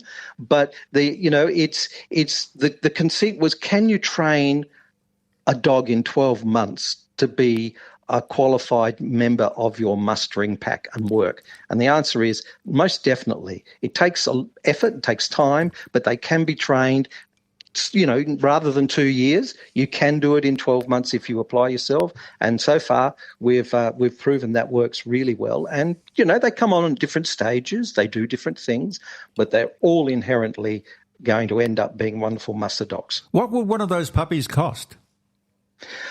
Well, interesting point. There have been puppies that have been sold, not puppies as much, older dogs, maybe 12 months old, as much as 25 to 35 and even more for those dogs. $25,000. Thousand, not hundreds, thousands. $25,000, Tony? Andy? Yeah. And there's even been one God. has gone for 35,000. So the winner of the series, if you like, the standout, you could just sort of hang on to him or her, and just with the money you'd get from breeding, I mean, you could be. Yeah, just think. Yeah. Wow. Yeah. It's but breeding also is a combination of the dog and the bitch that you join. Which dog is the easiest to train as a Come muster closer, dog? Leon, come closer. Which dog is easier to train or have as a muster dog? Is there any particular breed? No, look, I think they both have what I've observed, and this is my personal opinion. I think they both have a lot to offer, and they're both exceedingly interesting to train. Border collies like to be asked to do something. Kelpies like to be told, and there's a sort of slight difference in the way you approach them. But both of them are really, really good mustering dogs. It really comes down to what you require as a farmer on a property with your dog. Some people swear by collies, some people swear by Kelpies. They're very different in their styles, but again, they are very capable of working on all sorts of stock, and it really is a personal choice. I don't believe there's a great deal of difference between the two of them as yet, but we will find that out soon. Do they all have names? Yep. I mean, naming them would be a bit of an ordeal in itself. You may have noticed that a lot of the dogs have different coloured collars. That is to help the owner understand which one's which as well. So they all have different coloured collars on them, so you can distinguish them at a distance and know who you're calling. Imagine having a harem. You'd have the same problem, wouldn't you? Well, it's this problem that I'm not going to have to worry about. Well, I honestly don't know why it popped into my mind, but I'll leave that one to you, Jeremy. It's all on your plate. Thanks. With the first series being the most watched show that the ABC had in that year, now you've got this new series. What are you going to do next time? What's the breed to come next year? We are currently filming series 3 of Muster Dogs, again, all around the country. It takes 12 months to do it. Yeah. We're already in that process, and we are working a slightly different direction this time. We are looking at Kelpies and Collies in concert, shall we say. So we've got some Kelpie trainers, we've got some collie trainers, and they've each got collies or Kelpies. So it's a really interesting dynamic. So the different breeds, you need a different sort of approach if you're going to train the dog. Is that right? Not specifically. I think dogs can be trained fairly generally. There are routines that you have to achieve. There are milestones that you must meet, and the first really thing is having a connection with the dog, being able to have what they and which I'm sure you've heard about is the Bluetooth connection, which is the dog responds to you and only you.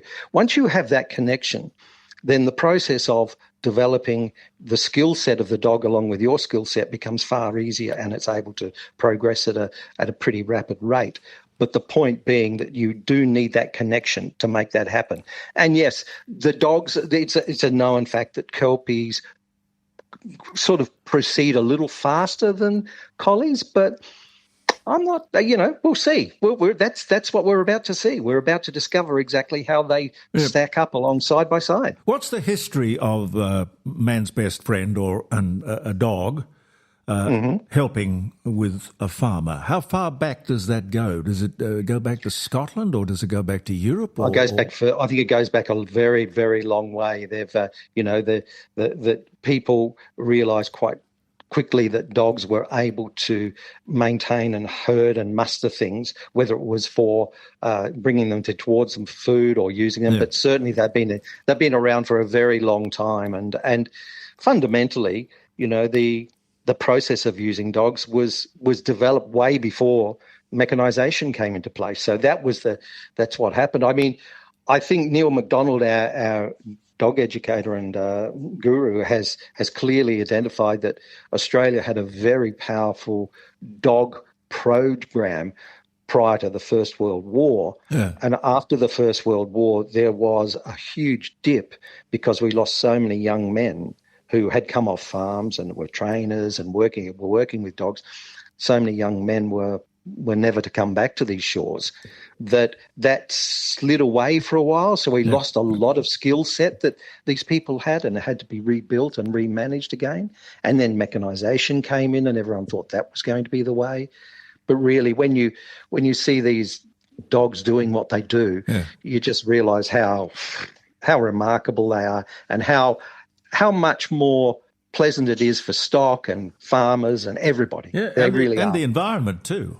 Yeah, absolutely. No, makes a lot of sense. It's interesting that the dog is a pack animal, yet it can be immensely loyal to one person. And as you say, only hear the commands and take notice of one person. Absolutely. It's the alpha male process.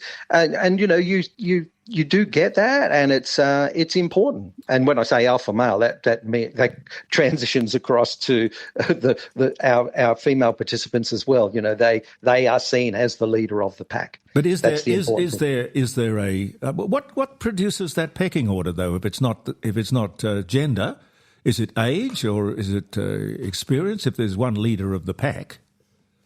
They don't have an election, do they? No. The leader of the pack is the human. That's the leader of the pack. You've got the leader of a muster dog pack must be the human that is controlling the dogs. I see. Yeah.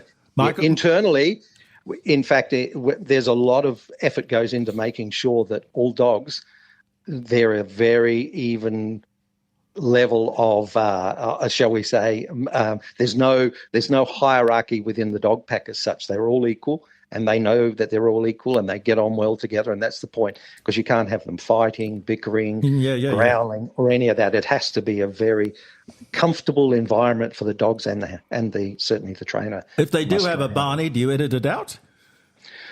We've never seen one. Really? I know, because the point being that when the dogs go to the trainers, they know the process and they're onto it immediately. There are signals. There are signals that tell you that the dog is doing this or doing that. But it's not that. If you know what you're looking for and you've got the skill set, you can identify that. Yeah, I must say, I've been to a couple of Neil McDonald schools where there's been 20 or 30 people and there's 20 or 30 dogs and they're all learning, and not a single Barney has happened. Oh, I'll have to send Missy over to you guys and see what you can do with her. Which is the better at doing the job of mustering? Is it the male or the female? I don't think it matters. I think they're equally. I think they're equally switched on to do that. They're. Yep. I've seen brilliant males. I've seen brilliant females. I think they're dogs that are innately bred to muster, and they love it. Last question, Michael. Mm-hmm. Do you have a dog? Yes, I do. What is it? He's a Kelpie. Did you get him from the show? Yeah, sort of. I got him from one of the participants. Basically, he was a failed sheepdog. He didn't quite measure up. Oh. That happens, and he just didn't sort of switch on to it. So I have a Kelpie, and I have a small property in Victoria where I live, and he switched on about 2 years ago when he was racing around the chook yard, and we'd let the chooks out, and he started herding them. And it was an age thing for him. When he was a youngster, he didn't really get engaged with the process of herding and that. Now he can't wait to do it, and he's turning into a remarkable dog. Wonderful to talk to you, Michael. It's an absolute pleasure. Thank you, Jeremy. Thank you, Leon. What's your next project apart from a third series of muster dogs? I'm working on a feature film with Bruce Beresford, which we hope to be shooting later this year. Ah, okay. Yeah, a new feature film. Still from under Bruce. wraps. Under wraps. Still under wraps. It's been cast. We're just finalising our shooting schedule, but yeah, that's the next project, and there's a few other TV things in the wings as well. Well, you shouldn't have any trouble getting backers. He's a good man. He's a very nice fellow, and to be fair, the Ambience and Graham and Christopher and Penny. Tell me about Ambience. Ambience is a production entity that Matthew Street and I sort of got together on. It was a company that Matthew had, and I had a company called Concept, and we joined forces, and ultimately we just called it Ambience. And then Graham Mapp, in his great wisdom, decided that we might have something to offer, so he purchased Ambience, and we've been the production arm of Graham Mapp's company, Omnilab Media and Gem TV. And he has supported us for, 20 years now, I think. It's been a long time, almost 20 years we've been working and producing. And, he's great. Christopher and Penny are great. And Sue, obviously, everybody supports us with when Matthew and I come in with some crazy ideas. And we pitch muster dogs to Graham and the team. And it was... he was one that said, "That's a good idea," and he's an insightful chap. No, he's a very smart businessman too. That's the point. And he's been really good to supporting Matthew and I, and we appreciate everything that he does for us. Michael, have a great Australia Day, what's left of it, and thank you for giving us all your valuable time this morning. Thank you. Look forward to it. Thank you, guys. Enjoy your day. Bye. Michael Boughen. I tell you now, love me, love my dog. We've lived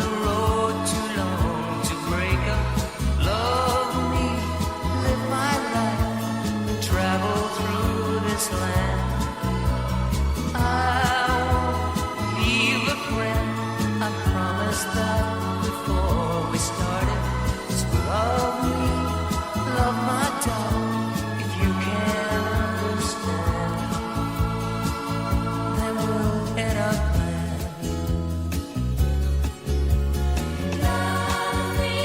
Love my dog.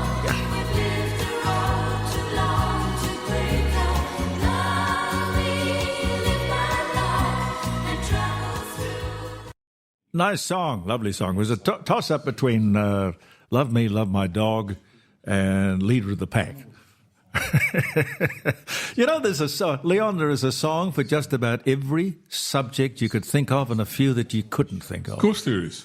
I love that. Yeah. Yeah. Yeah. We're blessed with if you think of a word and then ask what's the hit about it, you'll find one. Yeah, you will. Yeah, 9 times out of 10. Yes. No, well, what we do is we don't play the whole song. Of course, we just play a grab of it, but just to get the flavour of it. Yeah. All right, the telephone number if you'd like to ring us. How long can you stay, Leon? Can you stay with us till Yeah. Okay. Yeah. We're with you for the next hour. And that is coming up. 0491 65 68 60 is the number to call if you'd like to join us. Everything is satisfactual. Everything is satisfactual. Everything is satisfactual. Zippity-doo-dah, zippity-yay. My, oh my, what a wonderful day. Plenty of sunshine heading my way. Zippity-doo-dah,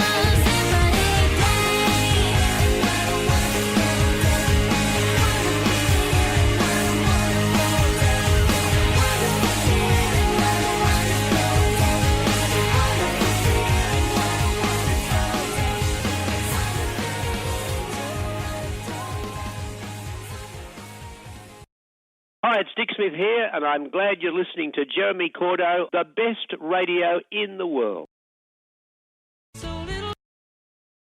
What was that? I thought you weren't going to talk. Oh, for God's sake. No, Snowbird. If you got anything there, and I don't know why I'm thinking of it, on the grabs list, have you got any Teresa Brewer? Yes, you do. She had a wonderful song. Leon, do you remember Teresa Brewer and a thing called Music, Music, Music? Yes. Music, Music, Another Music. nickel in the Nickelodeon. That's it, yeah. yes. Yeah. No, that's not it. There are a couple of versions of it. Yeah. I didn't know there were a couple of versions. I just know that Teresa Brewer did it. It was a big hit. 50s. Yes. Oh, yeah, in the 50s, late 50s. And she did another one which was called The Ballad of Lover's Hill. Do you remember that? Vaguely. Yeah. It wasn't one Have you of got her... music there? Yeah. All right. What do I hit that? That's it. I love it. So happy. Come on, everybody. Put some nickels in and keep that old Nickelodeon playing.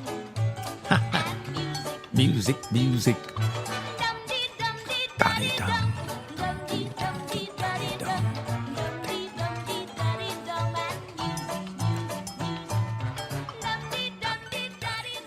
I wonder what a Nickelodeon was. Was that like a jukebox?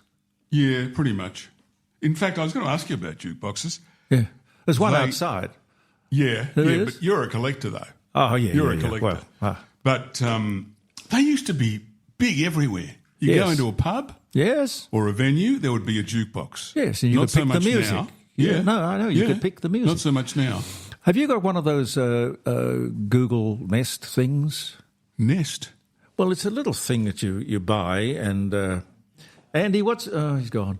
You plug it in, and you can say, "Hey, Google." Oh, yes. Yeah, and you can ask for any song you like, any song you can think of. You can do that with Siri. Hey, Siri, what's the weather? Hey, Siri, play me this, get me that. So we don't need a wife. We don't need a jukebox. We don't need virtually anything. We just need Google. Yeah.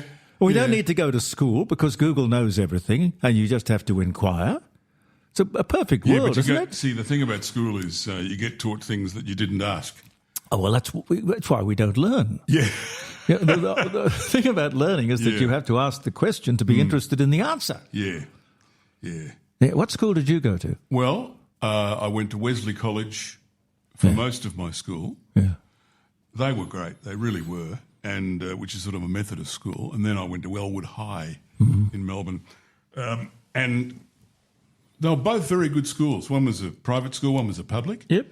But the one thing that that struck me, the general knowledge that was taught, and we're talking the 60s, was just exemplary. You just don't get that now. You don't, and there'd be a lot of reasons why. No. But there was a more worldly education. Broader. I think. Broader. Yeah, very worldly. Yeah.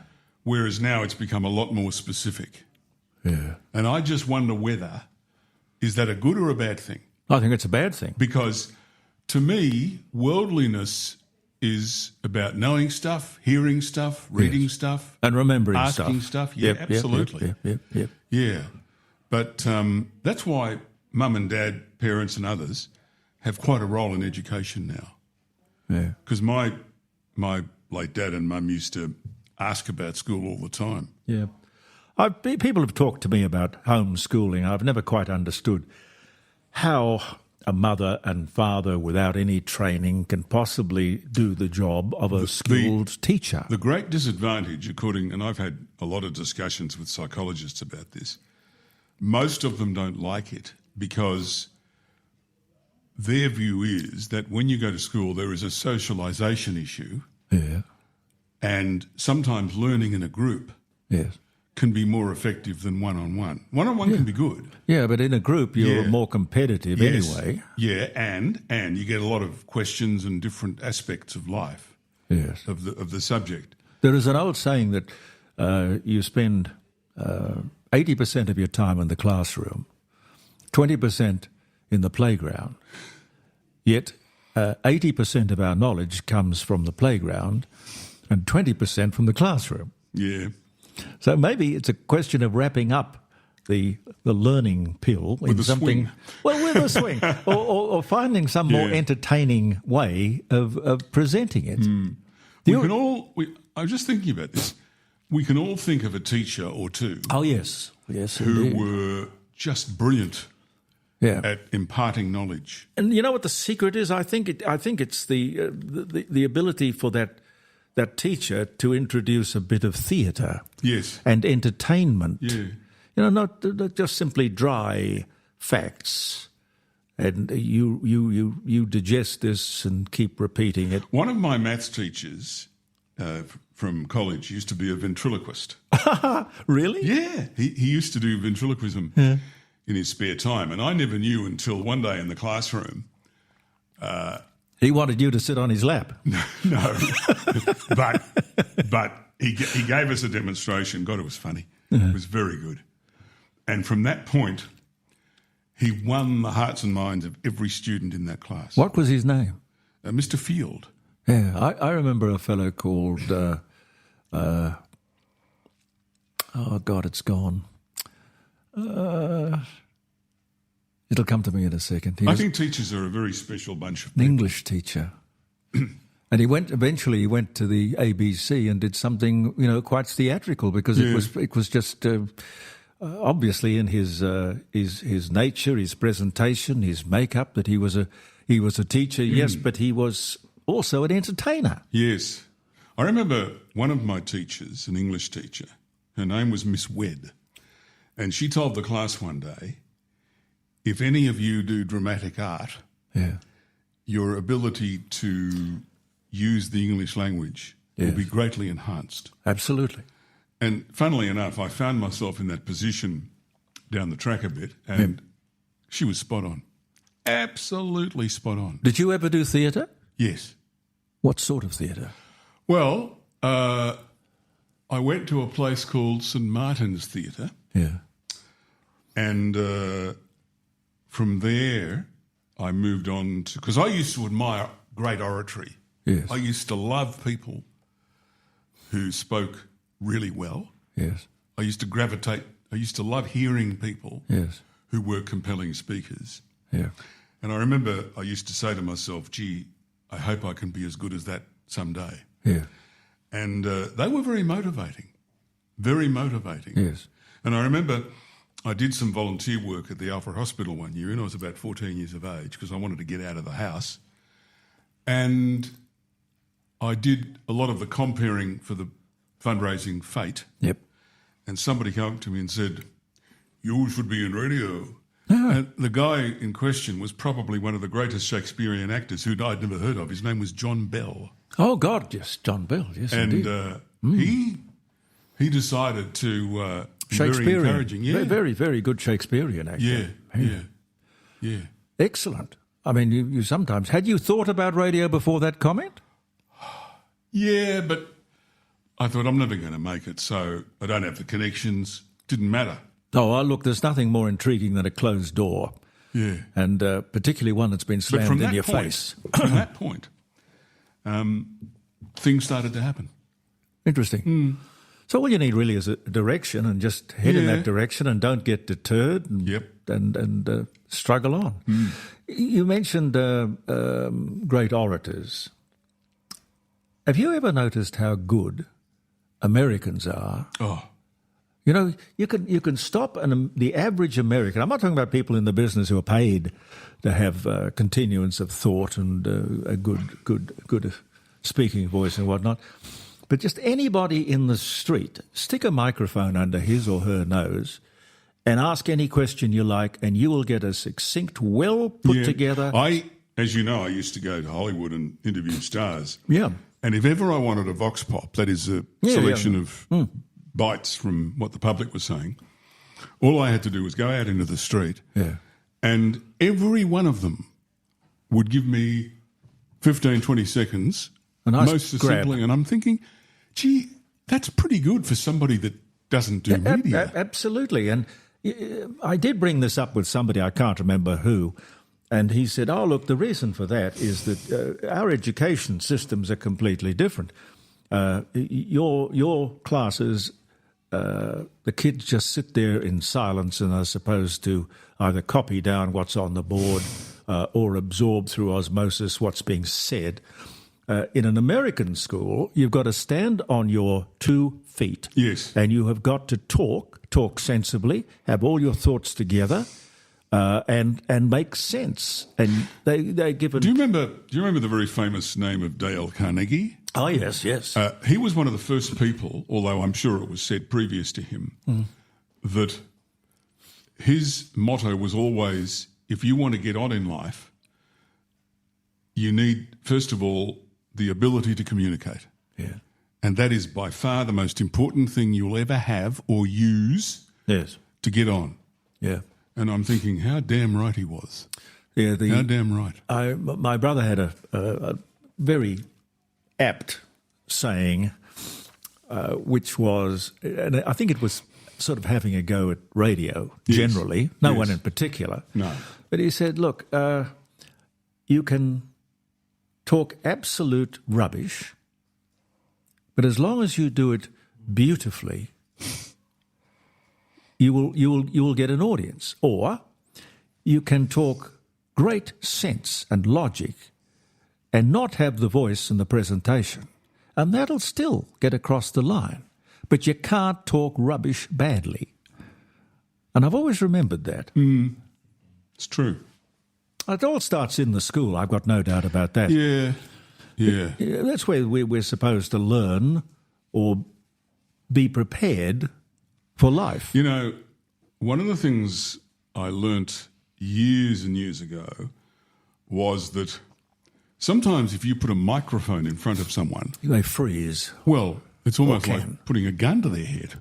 Yeah. In many cases. They're so not used to speaking, whereas I think we are less inclined to be like that now. I think we're more able to externalise and explain things. Because I tell you what, we live in an era now where if you can't communicate well, you're really behind the 8 ball.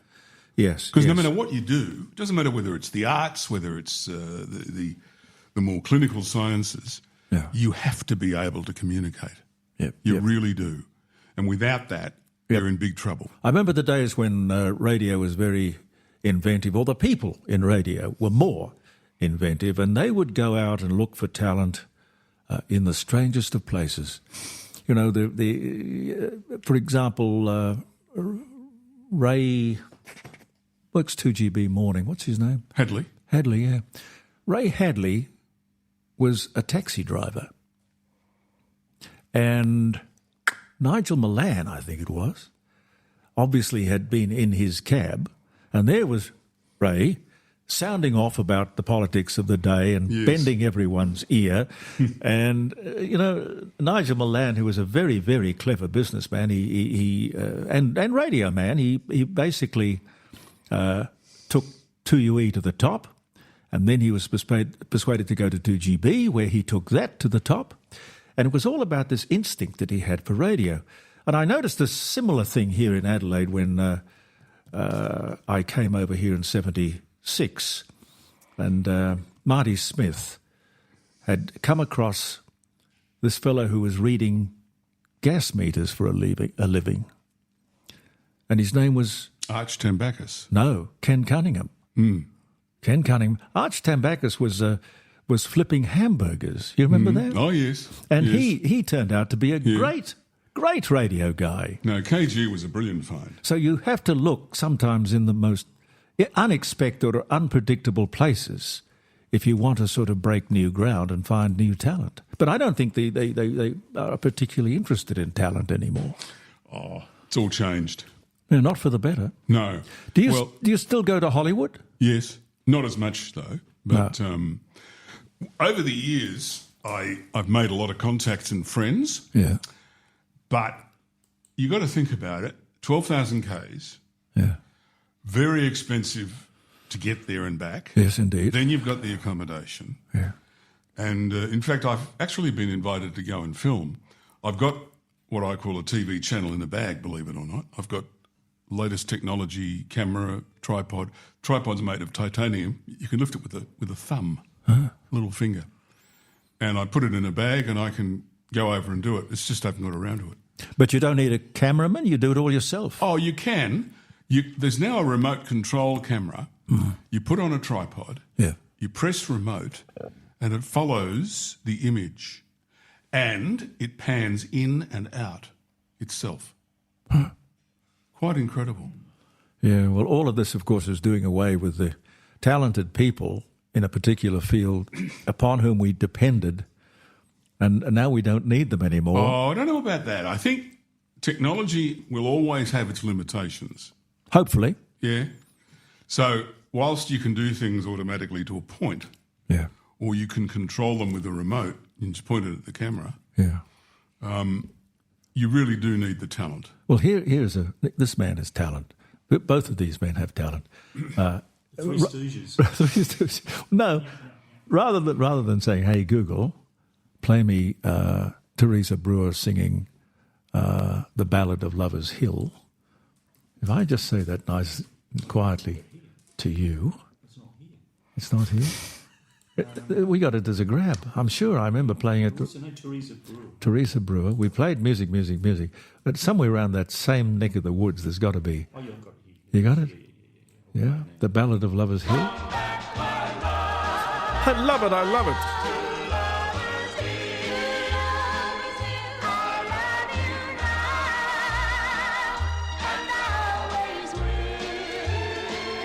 I'll wait for you. My love until you come to me. Oh, lovers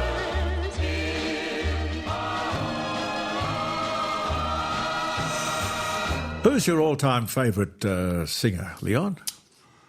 Oh God, I think it would either be Paul McCartney or Elvis Presley. Oh yeah.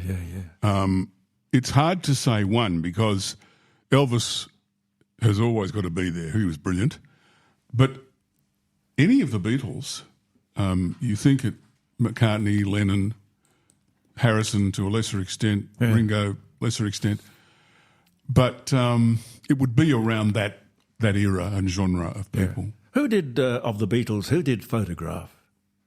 Ringo. Yeah, I loved that. I thought it was the most underappreciated song. Yes, you see, he was one of those Beatles whom it was a bit like, do you remember they did a tour and their drummer couldn't make it and they brought in Jimmy Nicol. Jimmy Nicol. Remember that?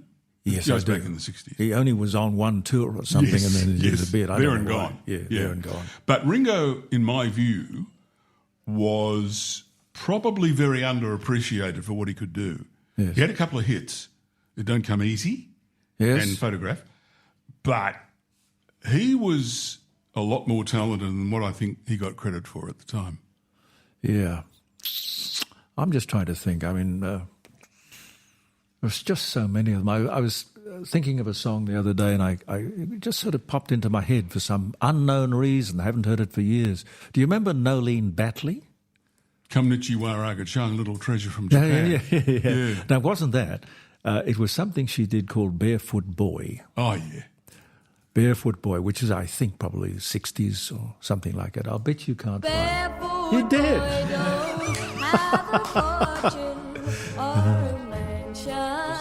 Shining bright, but he has the sun up in the daytime, and he has the stars at night. Barefoot boy, I love you, barefoot boy, I love you so. Oom-ba-dee-doo, ba-oom-ba-oo-dee-doo, da, oom-ba-dee-doo, until the end of time. Love you so. Well, how would you get away today singing "Party-doo, party-doo"? Unless you did it with a lot of noise in the background, it would never happen. But that's a sweet song. Yeah. I have this fantasy, because I used to have a restaurant once, long ago. I have this fantasy. Dicker's Place. That's right. Yeah. I had this fantasy where I would have a restaurant dedicated to cars and automobilia and garagenalia and stuff like that, and there'd be a big jukebox filled with songs from the 50s and the 60s. And that sort of music, and the Deltones and Cold Joy and Boots Randolph. That's probably where I want to end up, you know. So I'm combining all the things I love in one place. And maybe we could move this radio station, if we can ever get it to work properly, from the dining room table to the bumper bar. Don't you think it's a good name for a restaurant, the bumper bar? Yeah. And you could have girls in pit overalls, you know, as in the Grand Prix, and you know, they probably have bumpers. I don't know. They would all fit together quite nicely as a theme. You look kind of shocked, Leon. No, not at all. I always think of who's going to complain. Oh, because God. remember, with any idea now, we live in a very PC era, and But you don't go along with that, do you? No, but you've got to be cognizant of prevailing standards in that space, because there'll always be somebody who'll pick you up on it. Well, I'd say God bless them. It's a free country. Sure. But, you know, I wouldn't have expectations over other people's behaviour, and I wouldn't get offended You know on somebody what? else's behalf. If you basically stick to the rule of civility and just do things for the good reasons, 9 times out of 10 you're going to be fine.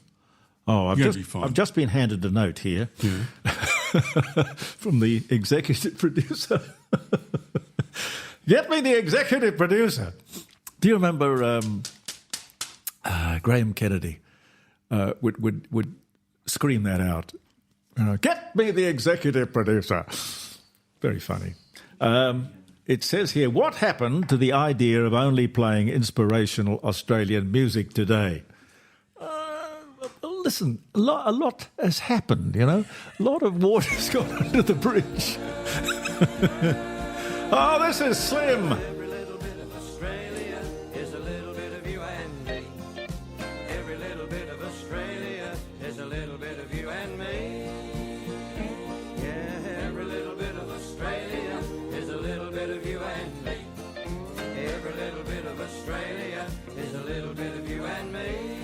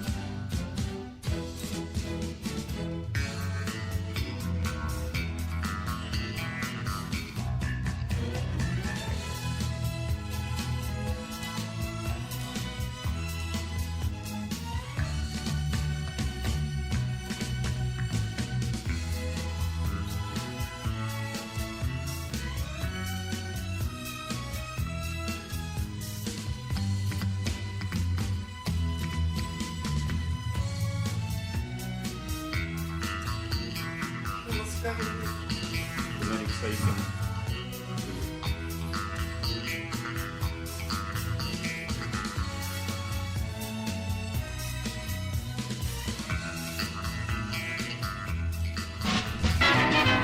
You're always 1, 2, 3 jumps ahead. Stick with us, you'll be well fed. With happy music all the while. Easy listening with a smile. Keep jumping, follow suit. You're gonna have a bright new future. And if I tried, I know she'll say I lied. Mind your business. Don't hurt her, you fool. Silence is golden, but my eyes still see. Silence is golden, golden, but my eyes still see. But my eyes still see. But my eyes still see.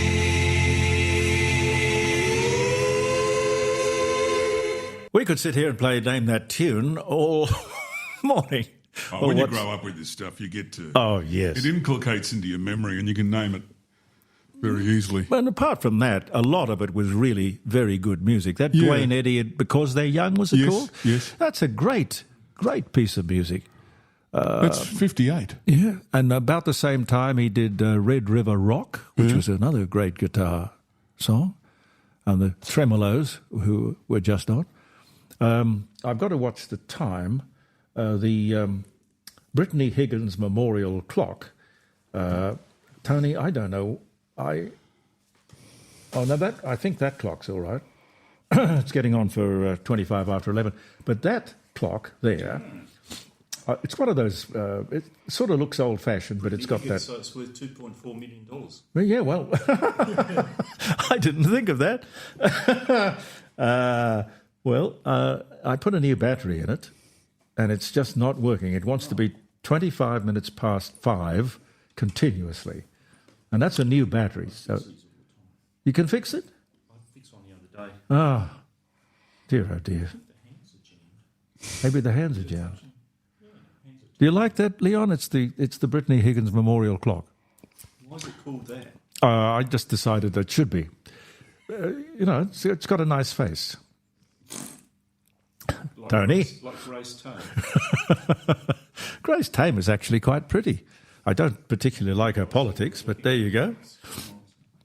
Anyway, let's come back to some of the things that Anthony Albanese said in the last little while. I've done the research, so I thought it might be wise to use it. A Labor government will deliver the same legislated tax relief to more than 9 million Australians as the Morrison government. Now, that is a direct quote. What else did he say? Anyway, I don't think there's very much wiggle room for the Prime Minister. It does not look really good for his integrity. On 3AW, he said, leading up to an election, if a politician makes a promise, you have every right to expect that promise will be kept. I don't think there's much wiggle room there either. A statement from an interview on Sunrise, they are law, when asked about the Stage 3 tax cuts. They are law, and for me, it's a matter of integrity and trust. In another interview in The Australian, my word is my bond. Now, I think that's right up there with there'll be no carbon tax under a government I lead. Look, I think people are naturally suspicious about politicians promising anything. Why don't we have truth in political advertising the way we have truth in ordinary Yeah, I've advertising? often wondered, but the parties don't want that. No, neither side would come out and do it because they all want to have the flexibility to tell us lies. Yes, you wonder about that. Well, leading up to an election, I think it renders the whole profession of politics less than convincing. Very strange. And here's another funny thing about all of that. You know, to book the press club, the National Press Club, I checked up on this and they require an inflexible 6 weeks notice. 6 weeks. 6 weeks. Angus Taylor, who's the Shadow Treasurer, he reckons that Anthony Albanese made the decision to scrap the Stage 3 tax cuts in December. Now, looking at it, I would think that would be pretty right. So somewhere along the line, back in December, the decision was made, and I can't count the number of times. Maybe Anybody asked him? No, nobody's. The journalists don't ask questions. That'd be the first thing I want to know. Yeah, it'd be a reasonable question to ask. Yeah. Well, the trouble is that when that decision was made, and he went on to do various interviews pledging that the tax cuts were intact and would not be changed. So already knowing that he had changed his mind and booked the press club to make the announcement or to put the meat on the bones, because the whole thing had been leaked out days in advance by a compliant... Wonder why nobody picked that up. I don't know. I don't get it. If they wanted to, I'm assuming they're professional enough to know. And there was the other thing too, that they spent $500,000 bringing the Parliament back last Wednesday. Yes. $500,000 of our money to discuss something that he'd already made a decision on back in December. You know, I think those are the things that we should be intolerant of. Stage management, spinning, window dressing. I don't know. You're not particularly interested in politics, or are you? Or you don't get involved on the air? Well, see, I'm only interested in what comes from it. So rather than delve into the machinations and minutiae of it all, I look at, well, this is being discussed. What can we expect from it, or what can we not expect? Yeah. The other stuff is a little more for the academics, I think. I'm very practical. I think, you know, on the street, on the footpath. Well, what's happening there? I'm not an academic or an intellectual. And if you were an intellectual, an academic, an elite, well, everything that came out of Anthony's mouth you would believe wholeheartedly for some strange reason. But here's another one, leading me to believe it's probably end days for Mr. Albanese, or Albanese. The excuse was, number one, he tried, I haven't changed the tax arrangements. I've found a better way. A better way? That's just spin. It's breaking the word that you had given over and over again, at least 300 or 400 times over the last little while. And don't forget the tax cuts were also voted for by the Labor Party. This has, Jeremy, a bit to play out.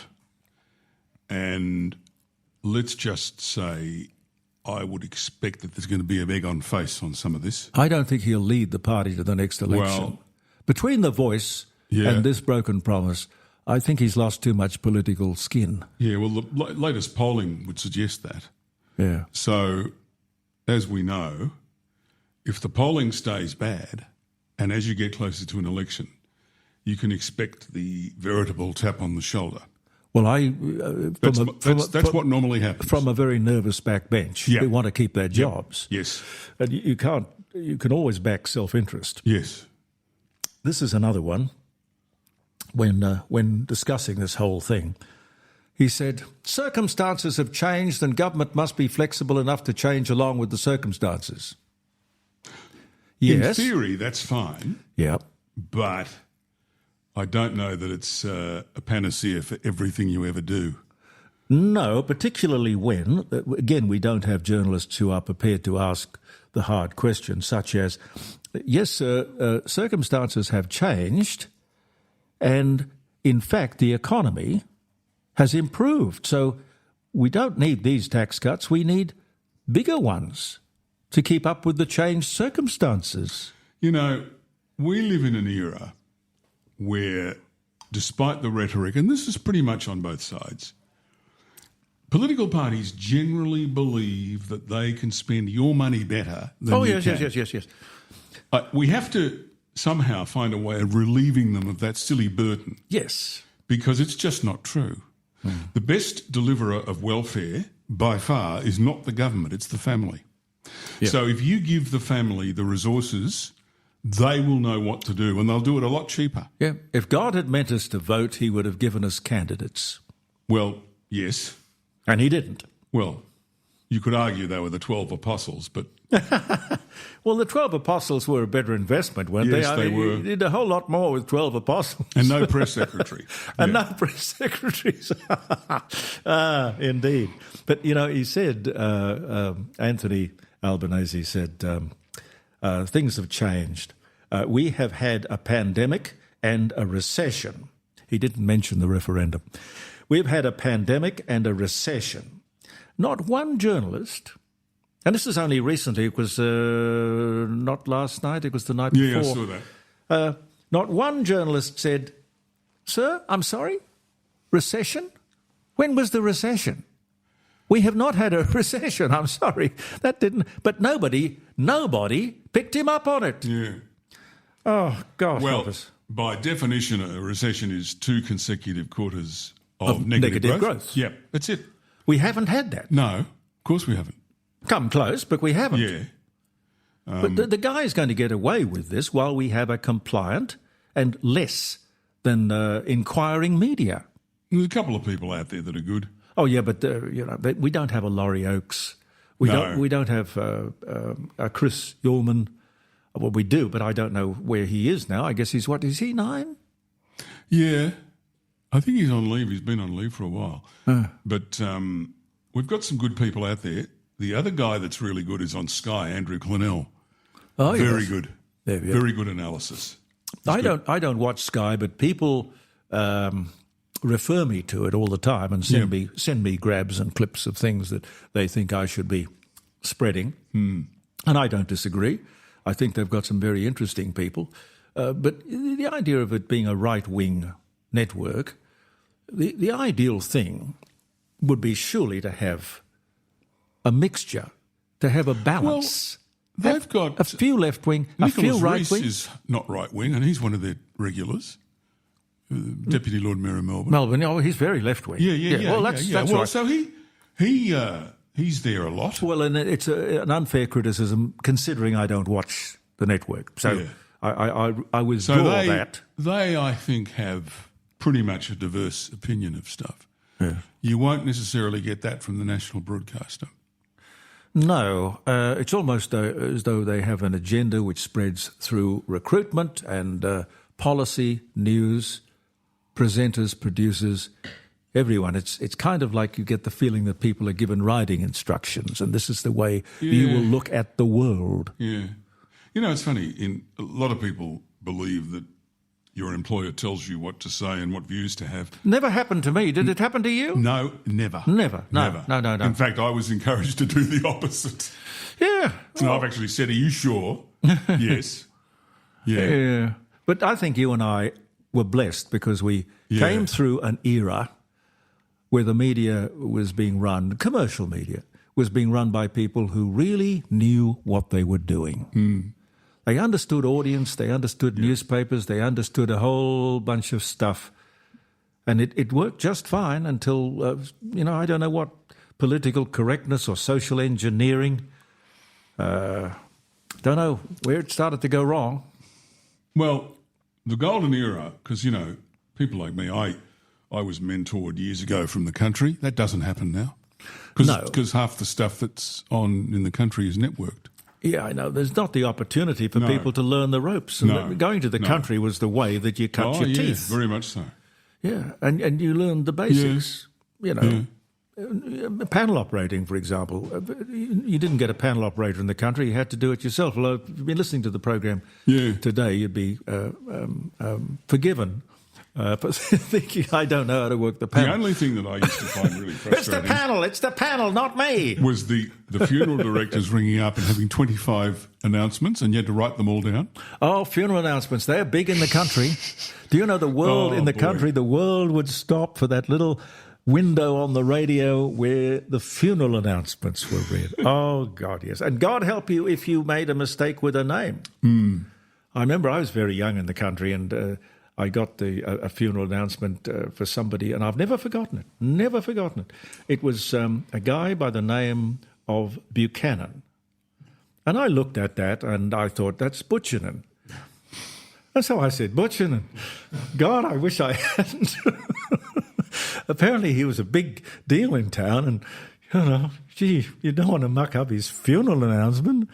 You worked in Sydney, didn't you? Yes. Yep. TUW. I worked at 2KY for a little while, 1 year, until I was told that it's owned by the Trades and Labour Council, 2KY. Yeah. And I was told in no uncertain terms that I couldn't go on working part-time at Channel 10 and part-time doing comparing at David Jones and the other little bits and the pieces that you had to do to keep body and soul together.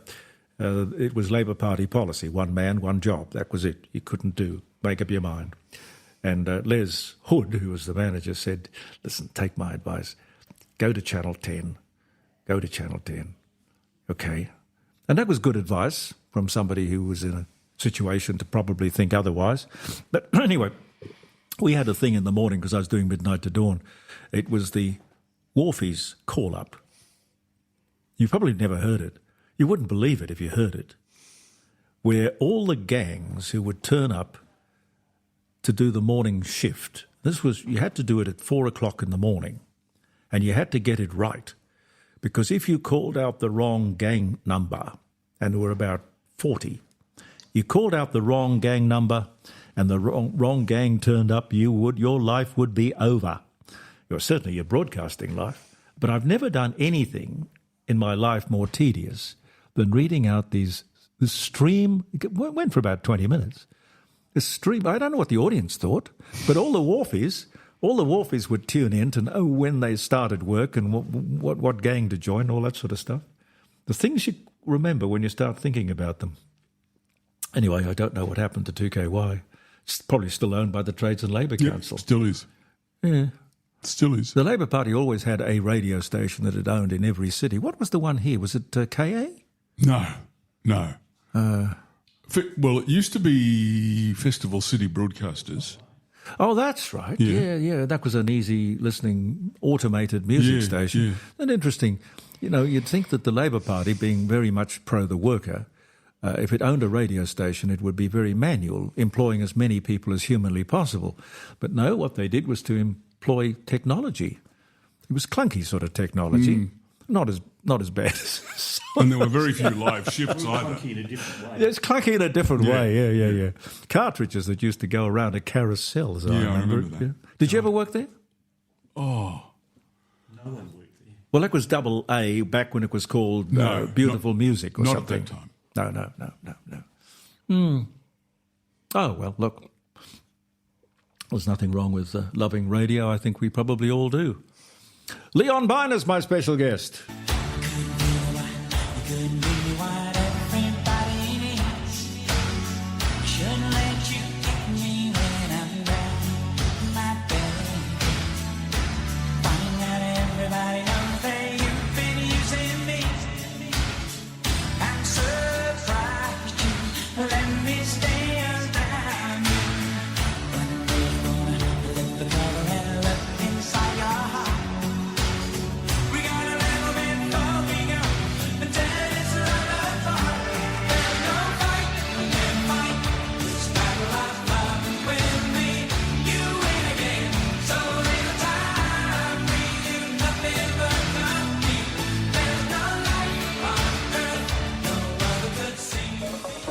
Do you want to make a real impact in your community? Sponsor Jeremy Cordo's The Court of Public Opinion and be a part of something special. Connect with engaged listeners, showcase your brand, and support informed discussions. Yes. Oh, look, I've been loving watching it. It's a true breath of fresh air. Oh, well, I'm glad you found me. Make your mark on Jeremy Cordeau's The Court of Public Opinion, where voices matter. Jeremy, I think it's wonderful that you're able to do this because you have such wonderful history. You have a great connection with your audience. There are still many, many, many people who love you, and it's just great that you and others who may be in a similar position who aren't working for a commercial station anymore can do it and continue to do what they love doing, and not just for you, but for the listeners. Sponsorship opportunities are limited. Act now and be part of the conversation. Please join us. We'd love to have you. Simply visit jeremycordeau.com and click on sponsor. Maria. Good morning. Good morning. Happy Australia Day to you all. Happy Australia Day. I've got Leon Byner with me, so if you'd like to chat with him too, I'm sure you've spoken to Maria before, haven't you? Absolutely. Yeah. Welcome to the show, Maria. Thank you. And Happy New Year, Leon. It's Same to nice you. to hear your voice, and I hope you come on board with Jeremy. Yeah, of course. We just have to figure out a way of what can I say? Because he's not going to work for free. I've got to figure out a way to monetize this. And as in the last break, you heard a small plug for sponsorship, which I'll say a bit more about when we've had a chat to Maria. But yes, I think there is a pool of talent in this city that is being wasted. It certainly is, most familiar to us, the audience. I know what I listen to. Maria knows what she listens to. There's an opportunity there. We just have to make it happen. Yes, we can all put our heads together and we can figure out, and you may be able to check out the radio station that's going a little bit bad interstate.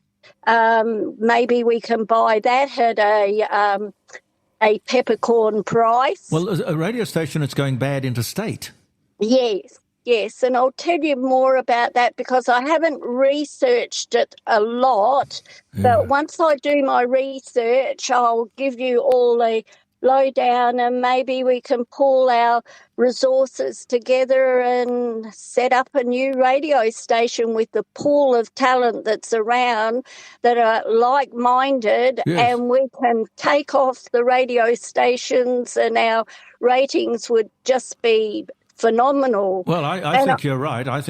Theo Maris, who's a great businessman in this city, and you walk around town and you'll probably not know, but you will be looking at some of his buildings. I mean, he's been a great promoter and builder in South Australia.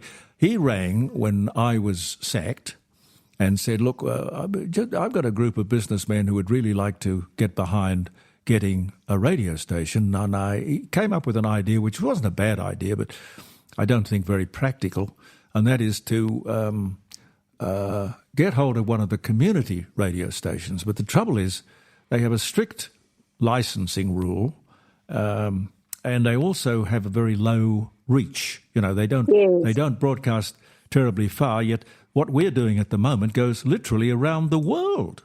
And that's what we need, Jeremy and Leon. We need to reach the world. And I would like to say to everyone, be a very proud Australian. We are very lucky to live in this great land of Australia, and don't tinker with it, because truly I'm going to get my pitchfork out and I'm going to start a movement that will quash all this woke and I don't want to see it because it's Australia Day, so I don't want to... Well, good for you. Good for you, Maria. Good for you. I just want all like-minded people and not like-minded people and the woke people to wake up.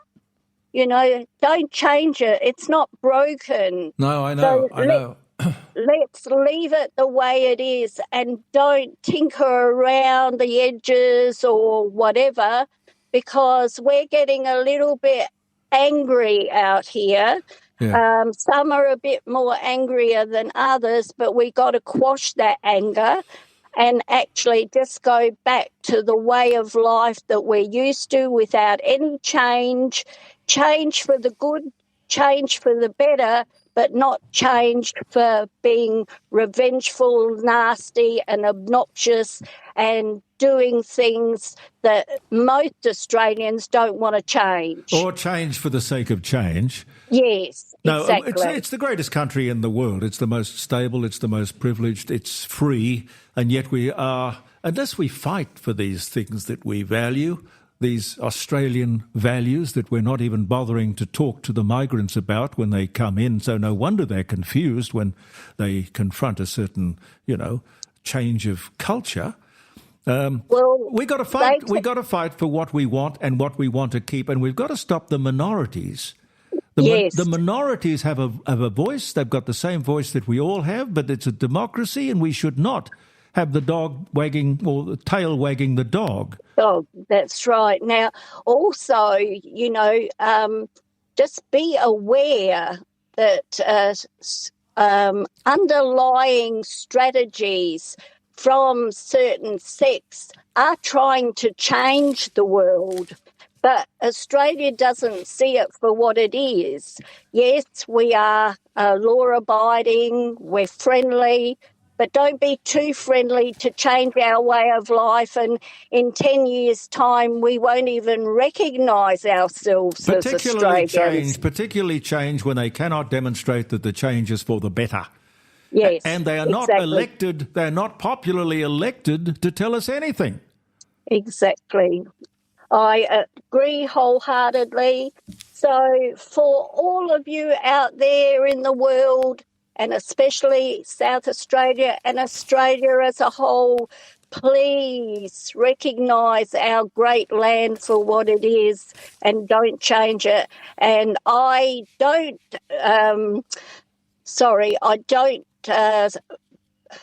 wait a minute, I've got my teeth around my nose. That's all right. I'll put it back where it belongs. I don't shop at Woolworths or Coles. No. I do most of my shopping, somewhere else because the prices and they don't rip us off. No, go to Drake's. Woolworths, the little bit that I do or did shop there, I won't shop there anymore, and I will be going to Drake's instead of Woolworths. Good to talk to you, my darling. Here's the time check. Here's the time check. Here's the time check now. It's 1:45. Oh, I must get a little hand put on that watch. Yes. Good night, America. How are you? Say, don't you know me? I'm your native son. I'm the train they call the city of New Orleans. I'll be gone 500 miles when the day is done.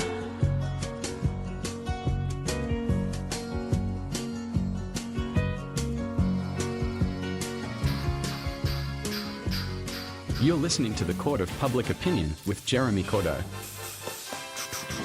The train they call the city of New Orleans. That's Arlo Guthrie, who is the son of Woody Guthrie. And he's the guy who wrote that song. The train they call the city of New Orleans. You know that? You do? Yep. Uh-huh. And while you were playing that, I thought of another one we'll have to play, maybe next week because we'll run out of time. There was a song called Seven Spanish Angels. Seven Spanish Angels. The Brittany Higgins Memorial Clock has been placed in front of me. Oh, two of them. Oh. Yes, it's 10 minutes to 12. I can tell that. And this is the full-page advertisement that Woolworths had to put in. How Woolworths will give our customers, oh my God, they used the word, Australia Day. And it turns out to be something about food. And it's more important to worry about the food than it is to worry about bunting flags. It's a whole page in the Australian newspaper, which, I don't know, what would that cost, $40,000? Probably 20, 30. 20, yeah. And every other And every other major major paper. paper, and the guys didn't have to do that. They just had to realise which way the wind was blowing. But then again, these were the people who backed The Voice. And they put millions and millions of dollars into that campaign. And you're completely oblivious as to what people were thinking on the street, which surely must be a very big part of merchandising. You've got to know what to put on the shelves. Although these days they tell me in the supermarkets you have to pay the supermarket to get your goods on the shelf. Yep, that's been the case for a long time. Oh, gee whiz. Shelf space. You get Shelf it, fee. get it coming and going. And even your position on the shelf. Gee, I'm glad I don't have a product like that, because I tell you, I'd go on strike. And if enough people went on strike, the shelves would be empty. Why do you think farmers' markets are coming into their own? Well, I hope they do, and quickly. Well, they are. And companies like... Prices are better, and the food often is better quality. They're not stored in nitrogen for 60 days. Yeah, and we've got Drake's. Did you know that a lot of food is... See, this is another thing. And the supermarkets argue, we do it because people want things out of season. But if you gas in nitrogen, which they do, a lot of food, it stops its ageing. But you've seen the picture of Dorian Gray for scenario, haven't you? Yeah. So as soon as Dorian's out in the public, the age comes back. Yeah. Pity about that. Yeah. So that gassing in nitrogen's a lot of nonsense. Really is. But they do it. Oh, well, look. That's why your local greenie, the greengrocer, is 9 times out of 10 better price, better quality. 82% of the pollution in the waterways of the world is plastic-based. Yep. And that's got to be a lot to do with packaging. Yep. Now, why we didn't have packaging? When I was growing up, packaging was a brown paper bag. Do you remember... What's wrong with going back to that? It worked. Do you remember Nan used to have these big wheelies that had canvas? Oh, yeah, I know what you mean. Yeah. You go shopping and thing. they would shop with them. Yeah. I can remember, and I was pretty young at the time, but I can remember seeing those everywhere. Yeah, well, there was everywhere. There was a grocery chain, not a supermarket by any means, but a grocery chain in Sydney, in Strathfield, where I spent most of my growing up years, and it almost had sawdust on the floor. Yeah, I remember that. The butchers used to have sawdust on the floor as well. Not exactly sure why, but you went up to the counter with your trolley or your bag, if you didn't want to buy one, and you had a shopping list, and the man behind the counter gave you service. Yep. What a novel idea. Service, for God's sake. Can I wait on you? What can I do for you? What would you like to buy today? And it was simple. It was just milk, sugar, you know. We complicated something. It wasn't broken. If it ain't broke, why spend all that money fixing it? I don't get it. He's shaking his head, folks. No, I agree with you. I just think the independents are good at giving service. Yeah, well, So I think they understand it far Drake's, better. IGA, Yeah, they're all good. Yep, no, I agree with you. And you know the other thing you notice is that those sorts of businesses at the ground floor have very good connection to their local customers and the community. Yes. So they'll often throw in something as well. Yeah. Because they know you or whatever. Well, they know what your purchasing habits are. And they know their stuff, that they buy the right stock. Yeah. I really had great expectations for Dick Smith and his Australian. You know how he would have been a bloody good bloke to talk to today as well. We've got a Dick Smith listens, haven't we? Yeah. Anyway, Dick does listen. So I think you should get back in business, Dick. I don't know why those Australian... He was so patriotic about what he would stock. They were all good Australian brand produce. Mind you, perhaps the problem was he couldn't find enough produce made in Australia. I don't know what went wrong, but he did fold that business up, and he's a very successful businessman. Everything he did was very successful. Just quickly before you play that, talking about companies and things like that, small seems to me to be much better. Years and years ago, I ran into, because I never know what to buy people for Christmas. I find it very perplexing. Then I got the idea, business people that had looked after me one way or another during the year. What do you buy them? So I had this idea to go and drop in at this little shop that I'd walked past on Unley Road lots of times, called Send a Basket. And this would have been 30... There's a stack of them now. Well, they can't take the name because No, I know. this lady, Justine, owns the name Send a Basket. Now, it was a store. You walked in and there was one lady, Justine, and she would say, well, we've got this basket, here's a sample, and we've got these bigger baskets and this basket.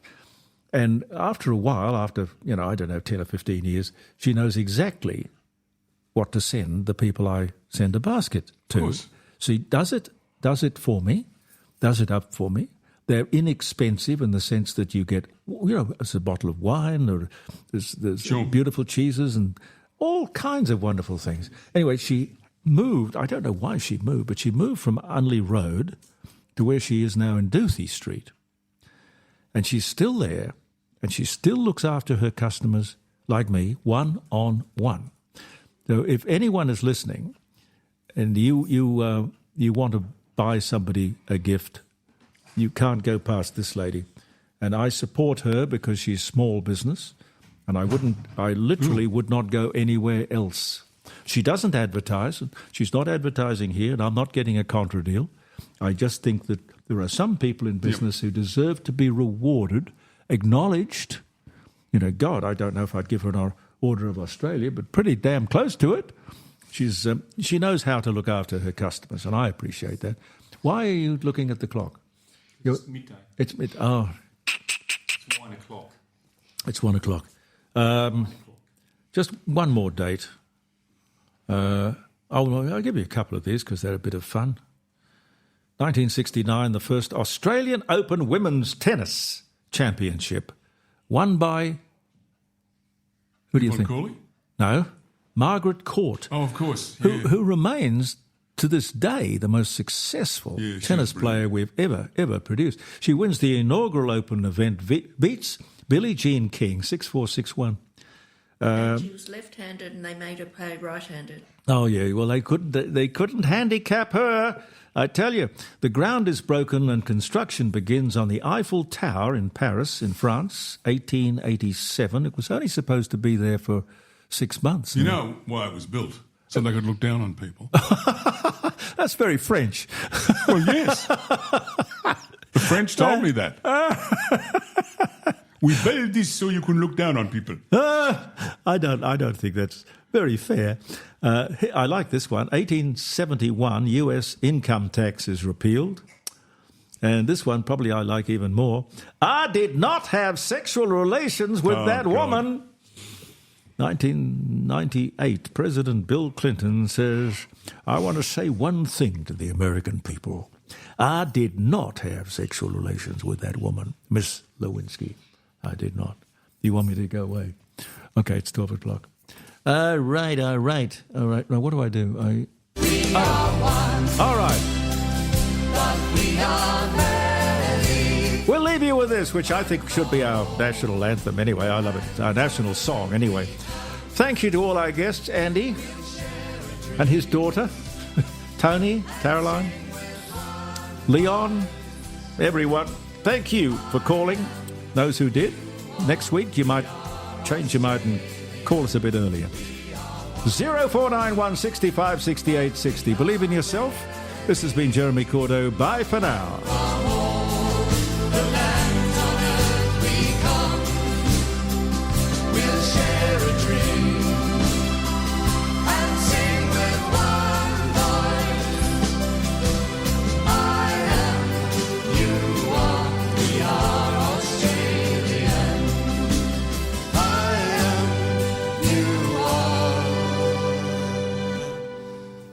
We are Australian.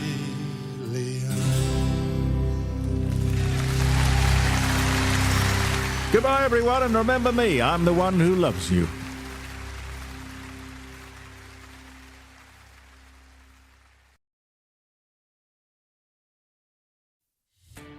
Are you a podcaster? Maybe you've got that big idea and you're looking for a network to join.